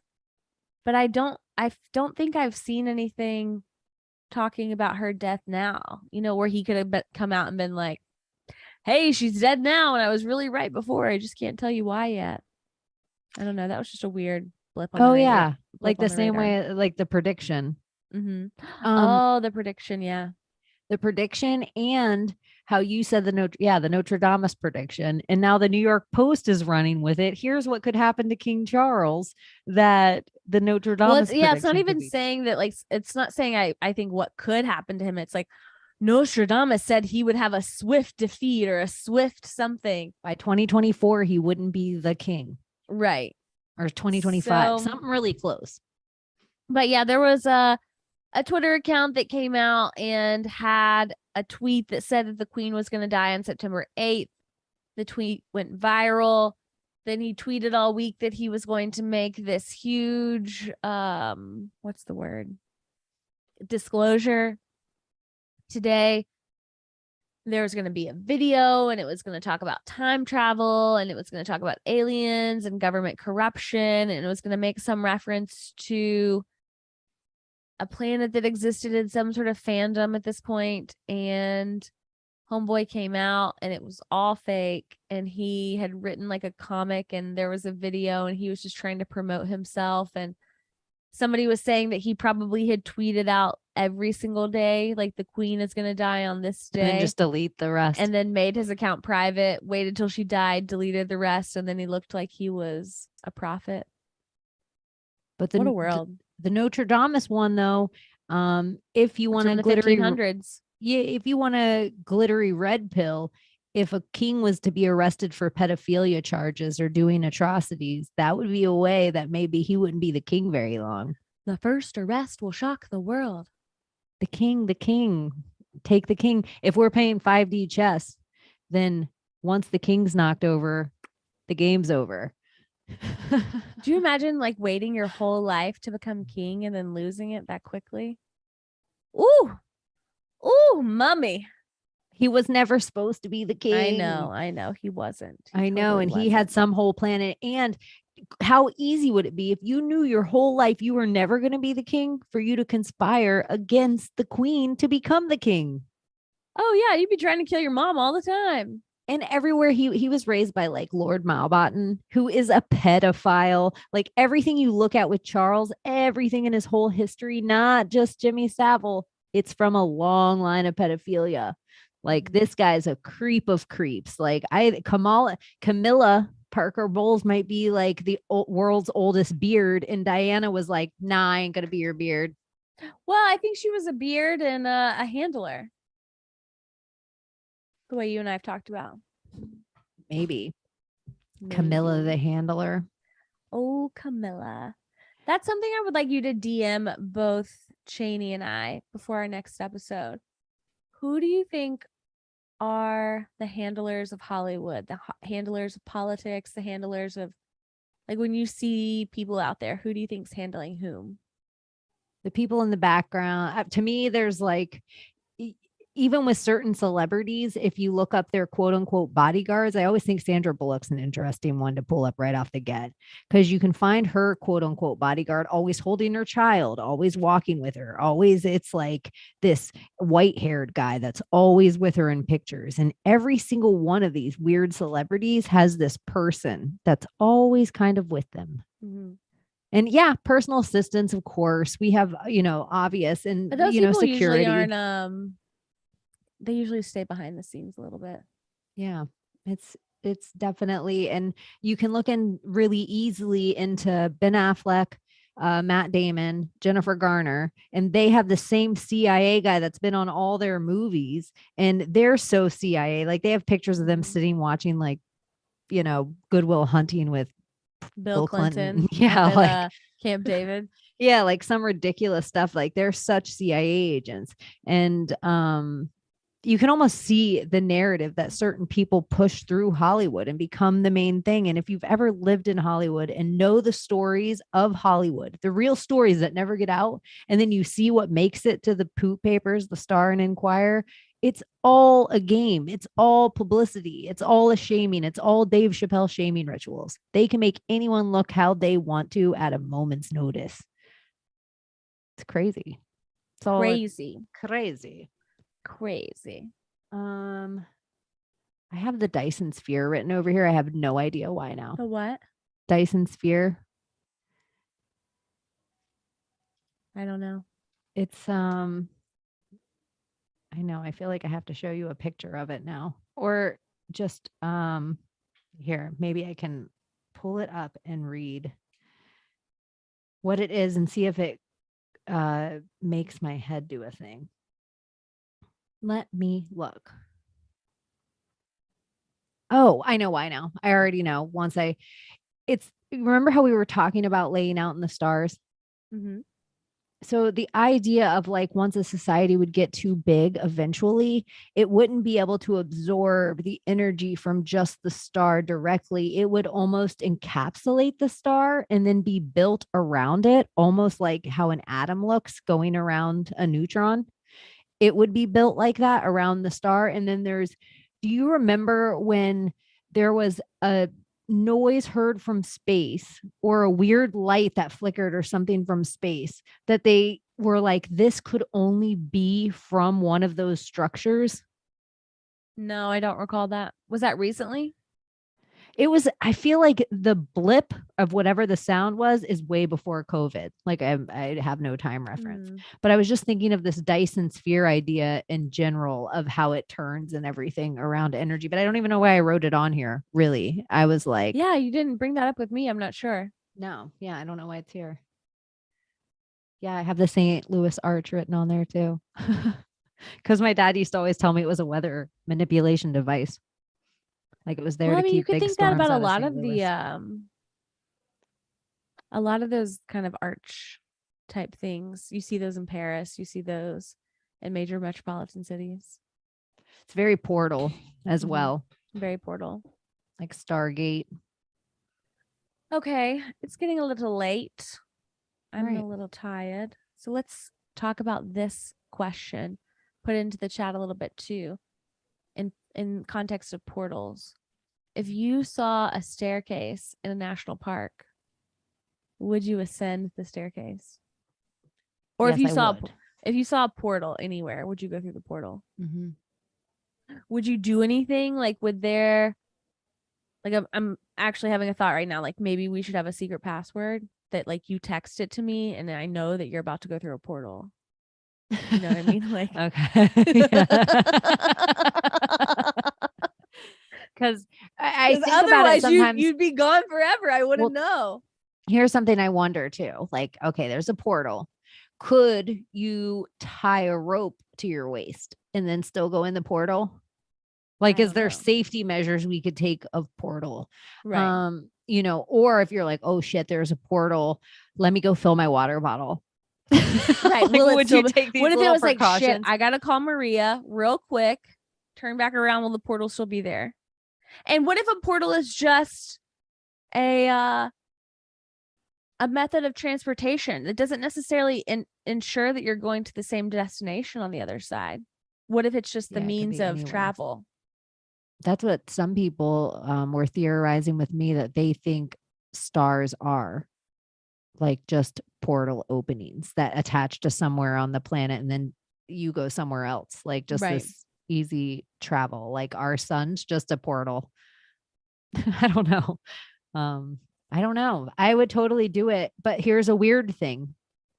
I would be likely to walk through some glittery, unknown, crazy portal, but I would have second thoughts about walking into like a crazy cave or small door. Like where it was super small, where you had to crouch down and get, like, where it was in a tree, like a hobbit door, and you open it up and like going like inside, smush yourself inside. Yeah, like when I see people do things in caves where they get super tight, there's like a word for it, spelunking. Yeah, I that stuff to me, it like, I'm claustrophobic in a way like that. That there is like a part of infinity that I'm like, yay, a portal, but walking into a hobbit door gives me another kind of like, well, let me think about this. I like to think of myself in like extreme situations sometimes and try to imagine how I would react. And while I don't find myself to be claustrophobic, I think that would probably freak me out a little bit. Trying to like wiggle a big ass through a cave, like that's how I would get stuck. Woman dies in hobbit door. Woman's ass gets stuck in hobbit door. Woman's ass stuck at the top of staircase in woods. No explanation. You're like, there was a portal here. I swear. You're like, thanks, man. Universe. Thanks, universe. Makes me crazy, right? Okay. Here's a question. Okay. So like a portal opens, you're with like a group of people and they're like, I'm not going in that portal. Would you go alone? Oh yeah. You'd be like, I do everything alone. Dose. Why would that be different? Yeah, you'd be like, see ya. Portal. Somebody said that portal should be the safe word, but you and I say portal on a pretty regular basis, so I don't think it could be.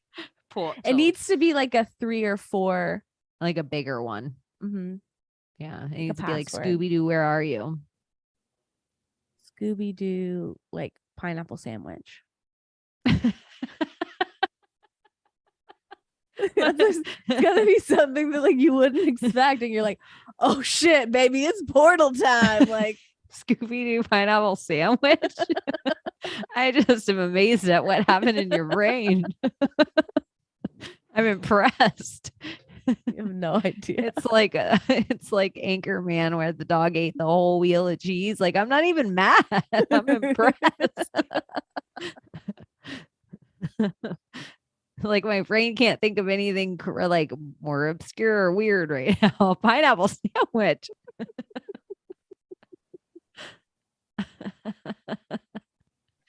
Oh man, we're some weird ones tonight. We are some weird. Do you have any other weird questions? I have one last weird question. Okay, give it to me, baby. Do you find like pandas or penguins weird? There's a whole conspiracy theory that pandas are fake. They're like that people are like in costume, or that they're robots.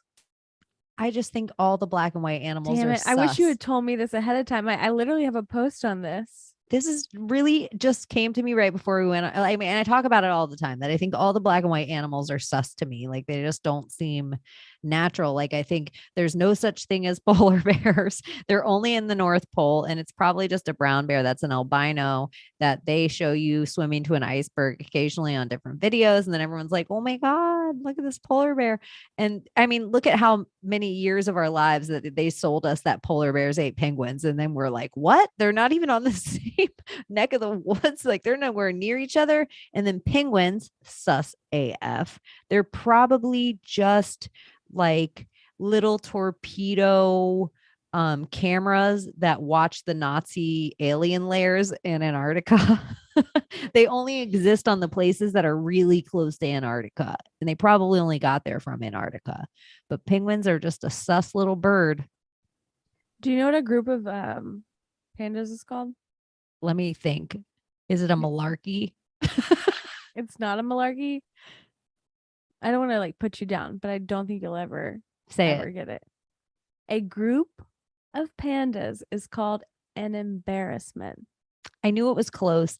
And if people out there for real, there's people probably that will listen to this that will be like, no, Cheney's weird with pandas. No, there's really a conspiracy though about it. Dude, they made you mask around pandas before you ever had to mask for any kind of weird viruses. Like they treat them like they're like, if you ever watch pandas, and I follow a few panda sites on Instagram, but the way these people treat the pandas is almost like they're an alien species. But if you ever watch pandas, you're like, this bear has no business being alive. It's so dumb. And it's like, it just doesn't even make any sense. It seems like its legs are where its hands should be. Okay, so these are some of the things that perpetuate the conspiracy that pandas aren't real. Let's see. People speculate whether pandas are just humans in adult costumes because of how human-like many of their movements are. They are carnivorous animals that almost exclusively eat bamboo. They famously refuse to have sex in captivity to underscore what they perceive to be the evolutionary impossibility of their existence. To complicate things even further, there have actually been documented cases where zoos have faked having panda bears. For instance, a zoo in Taiwan was reportedly caught dyeing a sun bear black and white and marketing it as a panda in the late 1980s. An Italian circus was also caught of dyeing puppies black and white in an effort to pass them off as pandas in 2014. Here's another weird thing. Unless you have it on there, I don't want to interrupt. Keep going. No, go ahead. China has some weird law too that they own all the pandas. So if there's ever any panda at any American zoo, China owns that panda. Like they own all the panda rights and all the pandas around the world. There's some weird contract that people go into that they're allowed to like borrow the pandas. Pandas are curious. There's probably a lot of like, if there's a language over our head that we don't understand, there's probably a lot of politics and stuff and that are done with pandas. Like they're a chess piece on the board that we don't even know about. Like if China has a panda in your state zoo, China probably owns your politicians. So giant pandas are native to China, and it owns all giant pandas that exist in United States zoos. Now listen to this. You were just talking about that. When President Nixon visited China in 1972, the president I'm going to say this wrong. Mao Zedong promised to send 2 pandas to an American zoo. In exchange, Nixon gifted him with 2 musk oxen. Like, think about that symbolism. What a trade. Musk oxen for panda bears. Oh my God. There's actually a whole thing on Wikipedia called panda diplomacy. Panda diplomacy is the practice of sending giant pandas from China to other countries as a tool of diplomacy. From 1941 to 1984, China gifted pandas to other countries. After a change of policy in 1984, the pandas were leased to the countries that it was given to instead of an outright gift. What? So you're telling me we can't have other countries, they could just buy land here, but we can't even get ourselves a panda? China could own the entirety that is known as the United States, but I'm only allowed to lease a panda in this world. And then if we go to the creep of it all, which we don't have to end it with, because that was it's like all fun panda information, but there is the panda symbology that goes into the whole adrenochrome thing. Right. Which is pretty, other people can look that up. We don't have to like go down. But like, that. What if pandas are spies? You know, like, do you remember Coco, the fucking gorilla that had a cat and it spoke sign language? That isn't real. That's as real as, what was the dude that they tried to sell us was the smartest man in the world that they just like loafed around in the wheelchair? Stephen Hawking. Coco the gorilla was as real as Stephen Hawking, in my opinion. It's all fake stuff. It's a man was talking through his see and say, like, hi, I'm Stephen Hawking, and this is my voice for 20. Coco the gorilla, man in suit. Like, I just don't believe that stuff. I cannot believe there's literally an entire philosophy known as panda diplomacy. Your mind's blown right now. What a perfect way for us to smuggle whatever we wanted if we had so many special laws about our very specific pandas that everybody has to wear masks around them. So obviously we have to have the people, because the caretakers that we more spies in the United States to these places, because panda diplomacy is a fucking Chinese spy program. We just busted a Chinese spy program right now live on YouTube. I got to make a TikTok about this weekend.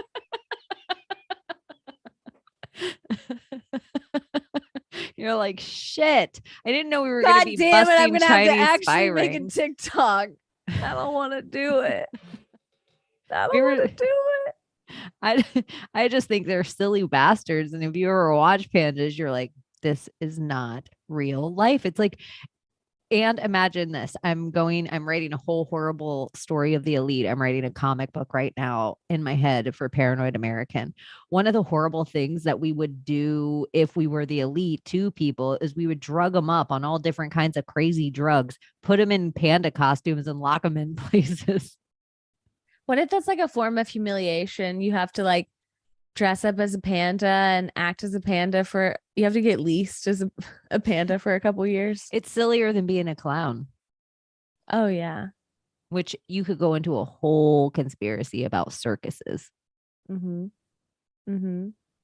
So, man, panda diplomacy. Who fucking knew? Maybe that's the name of this episode. Maybe that's the episode of our new podcast. Panda diplomacy is the title of our new podcast. No, it is the title of this episode for sure. Well, I mean, you know, the emoji has to be. Yeah. Fucking panda, guys. If you've reached this part of the podcast, you're officially an elite member of the class. Now, to show me that you've listened to this episode and some solidarity from your other classmates, please use that emoji in like a public way. Obviously, I love it if you DM me, but comment or tweet me or something like that and give me that panda emoji. That crazy panda. Give me that panda. Give me that panda. So last week, first off, I always ask you to listen, like, subscribe. But last week I asked you to give Cheney and I a 5-star review and like actually write a review. And that if you screenshot that and send it to me, I would send somebody a free hat, and nobody did that. Oh my gosh. I got a review or two, but nobody sent it to me. So they didn't follow through. I got a little bag of hats right there. So what are you for you. What are you going to ask them to do? Leave me a fucking 5-star review and send me a screenshot of it. I thought you were going to change the quest, but nope, same quest. Nope, same quest. I'm looking for the same prize at the end of it. I would like you to go on a side quest this weekend, though. Like, do something different. Introduce some chaos into your life. Even if that's like you're going somewhere tomorrow and you normally go right, like go left, drive a different way. I think if you hear music in public this weekend, sing it aloud. Even if you're in the grocery store, even if you're in the bank, even if you know the words, sing it. And just sing it like who cares? Like you're in your car alone. Sing it, walk down the aisle before you grab your chips, act like the other people aren't there. I think it's the perfect chaos to sing in public. If you can get people to add in, you've just created yourself a like 90s teen movie. What a perfect meet cute that could be. Yeah, imagine you're in the store singing Whitney Houston or some like old like these words are my own from my heart. So and then like somebody's like, I love you. I love you. If you're not watching this on YouTube, Cheney just like poked her head through like the books in the library. It was just so fucking precious. You knew what movie it was too. No, I wasn't singing the right song, but you saw the movie. Mm-hmm. I did. I did. Okay. Anybody in the chat, you got any last minute questions for us? Can you throw us some bones before we sign off here? If you throw bones, that would always be terms for me and my friends that we were going to play dominoes. What are you going to do tomorrow? There are UFC fights and tomorrow evening, and then usually late night I hang out with the weaving spiders and philosophize about whatever crazy web they're on that night. I just try to hang on. Usually it's so much of it is new, and so it makes my sponge brain sit quietly. Nice. A lot. Sometimes I'm silly. Nice. I'm going to see the Killers. Do you like the Killers? I love the Killers. Listen to them for probably 10 or 15 years. But yeah, it'll be fun. I'm going by myself. I have like a fancy ticket to like the Ridgestone in Nashville has this thing called the Lexus Lounge. It's open like 2 hours beforehand and 2 hours after and during the whole thing, and it's unlimited food and drink. I remember being on the radio in Los Angeles, and I remember them coming in with the Killers, Mr. Brightside, and being like, here, play this. And it being like, oh, like we had to play it like 3 times before we got off air that day. But that was the first song that on this station. I worked for like an indie station that slowly got bought out by Clear Channel, and that was the first song that Clear Channel handed us, and they were like, play this. And I listened to that today. It's an over fucking played song, but it's one of those great fucking, like, in the test of time, when it comes on however many years from now, it'll be like one of those songs. Like there's just you'll know the words that are like actually like kind of sweet in this way that are, I will compare it to like there was like Young Folks. There was like that song that started out with that whistle that was like, you know what I'm talking about? No, I don't. No? Somebody out there will know. young folks. But it's kind of, you'll hear it in, it's like one of those songs that was like so overplayed, and but it's still sweet when I hear it. Nice. Yeah. Some songs are like that. Some songs I'm like, if they have desert and rain, don't. Last question. What song have you been listening to on repeat? What song on repeat this week have I been listening to? What has my musical vibe? I've actually been podcasting. I've been listening to those conspiracy guys Project Mockingbird episode, and they do really long episodes, and it's been a while since I podcast, took in a bunch of podcasts, and it's really good. I always shout them out for people that want to go like deep on one subject. They're such a good source of like new little my brain will barely retain it all, but I always learn like one or two new things or a new name or a new rabbit hole. So that's what I've been listening to this week. Not enough music. It happens. I music when I drive, and I haven't been driving as much. Oh, right. You haven't been working. Yeah. Vacay. What have you been listening to? Just the Killers? No, I've been listening to Led Zeppelin 1. Your Time Is Gonna Come, over and over and over and over again. Well, there's always like a Led Zeppelin CD in the yeah. in the No, mix. I've been listening to. I start at Your Time Is Gonna Come, and then I finish the album, and I've been listening to that over and over and over again recently. I almost am like, what song is on? If I just open my, because it's always the last song. Oh my gosh. The last song on my so horrible, especially right now, but whatever, is Ignition by R. Kelly on my iTunes. That's the last song I listened to this week. That's my favorite R. Kelly ready song. Baby, getting ready. No, my favorite line from the song I listen to all the time right now is "One of these days, and it won't be long, you'll come looking for me, but baby, I'll be gone." That's just my good line thing I keep coming to. Yep, that's always the way it is.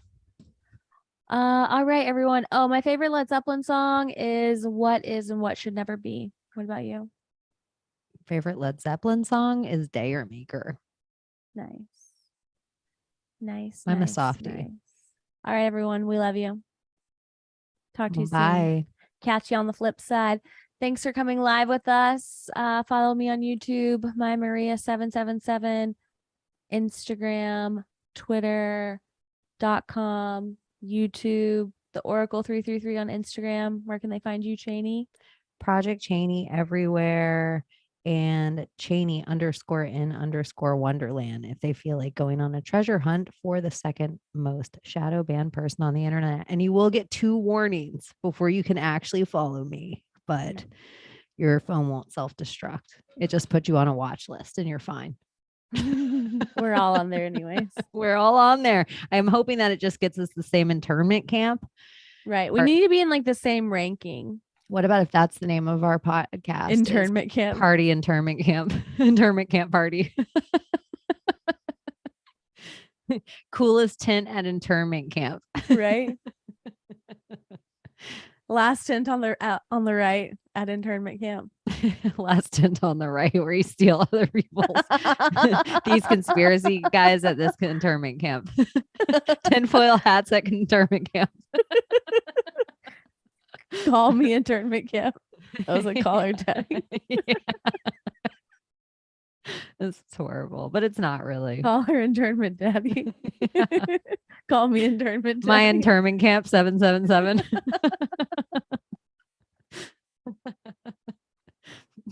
That's where we should leave it. That's where we should go. All right. I love you. Goodbye.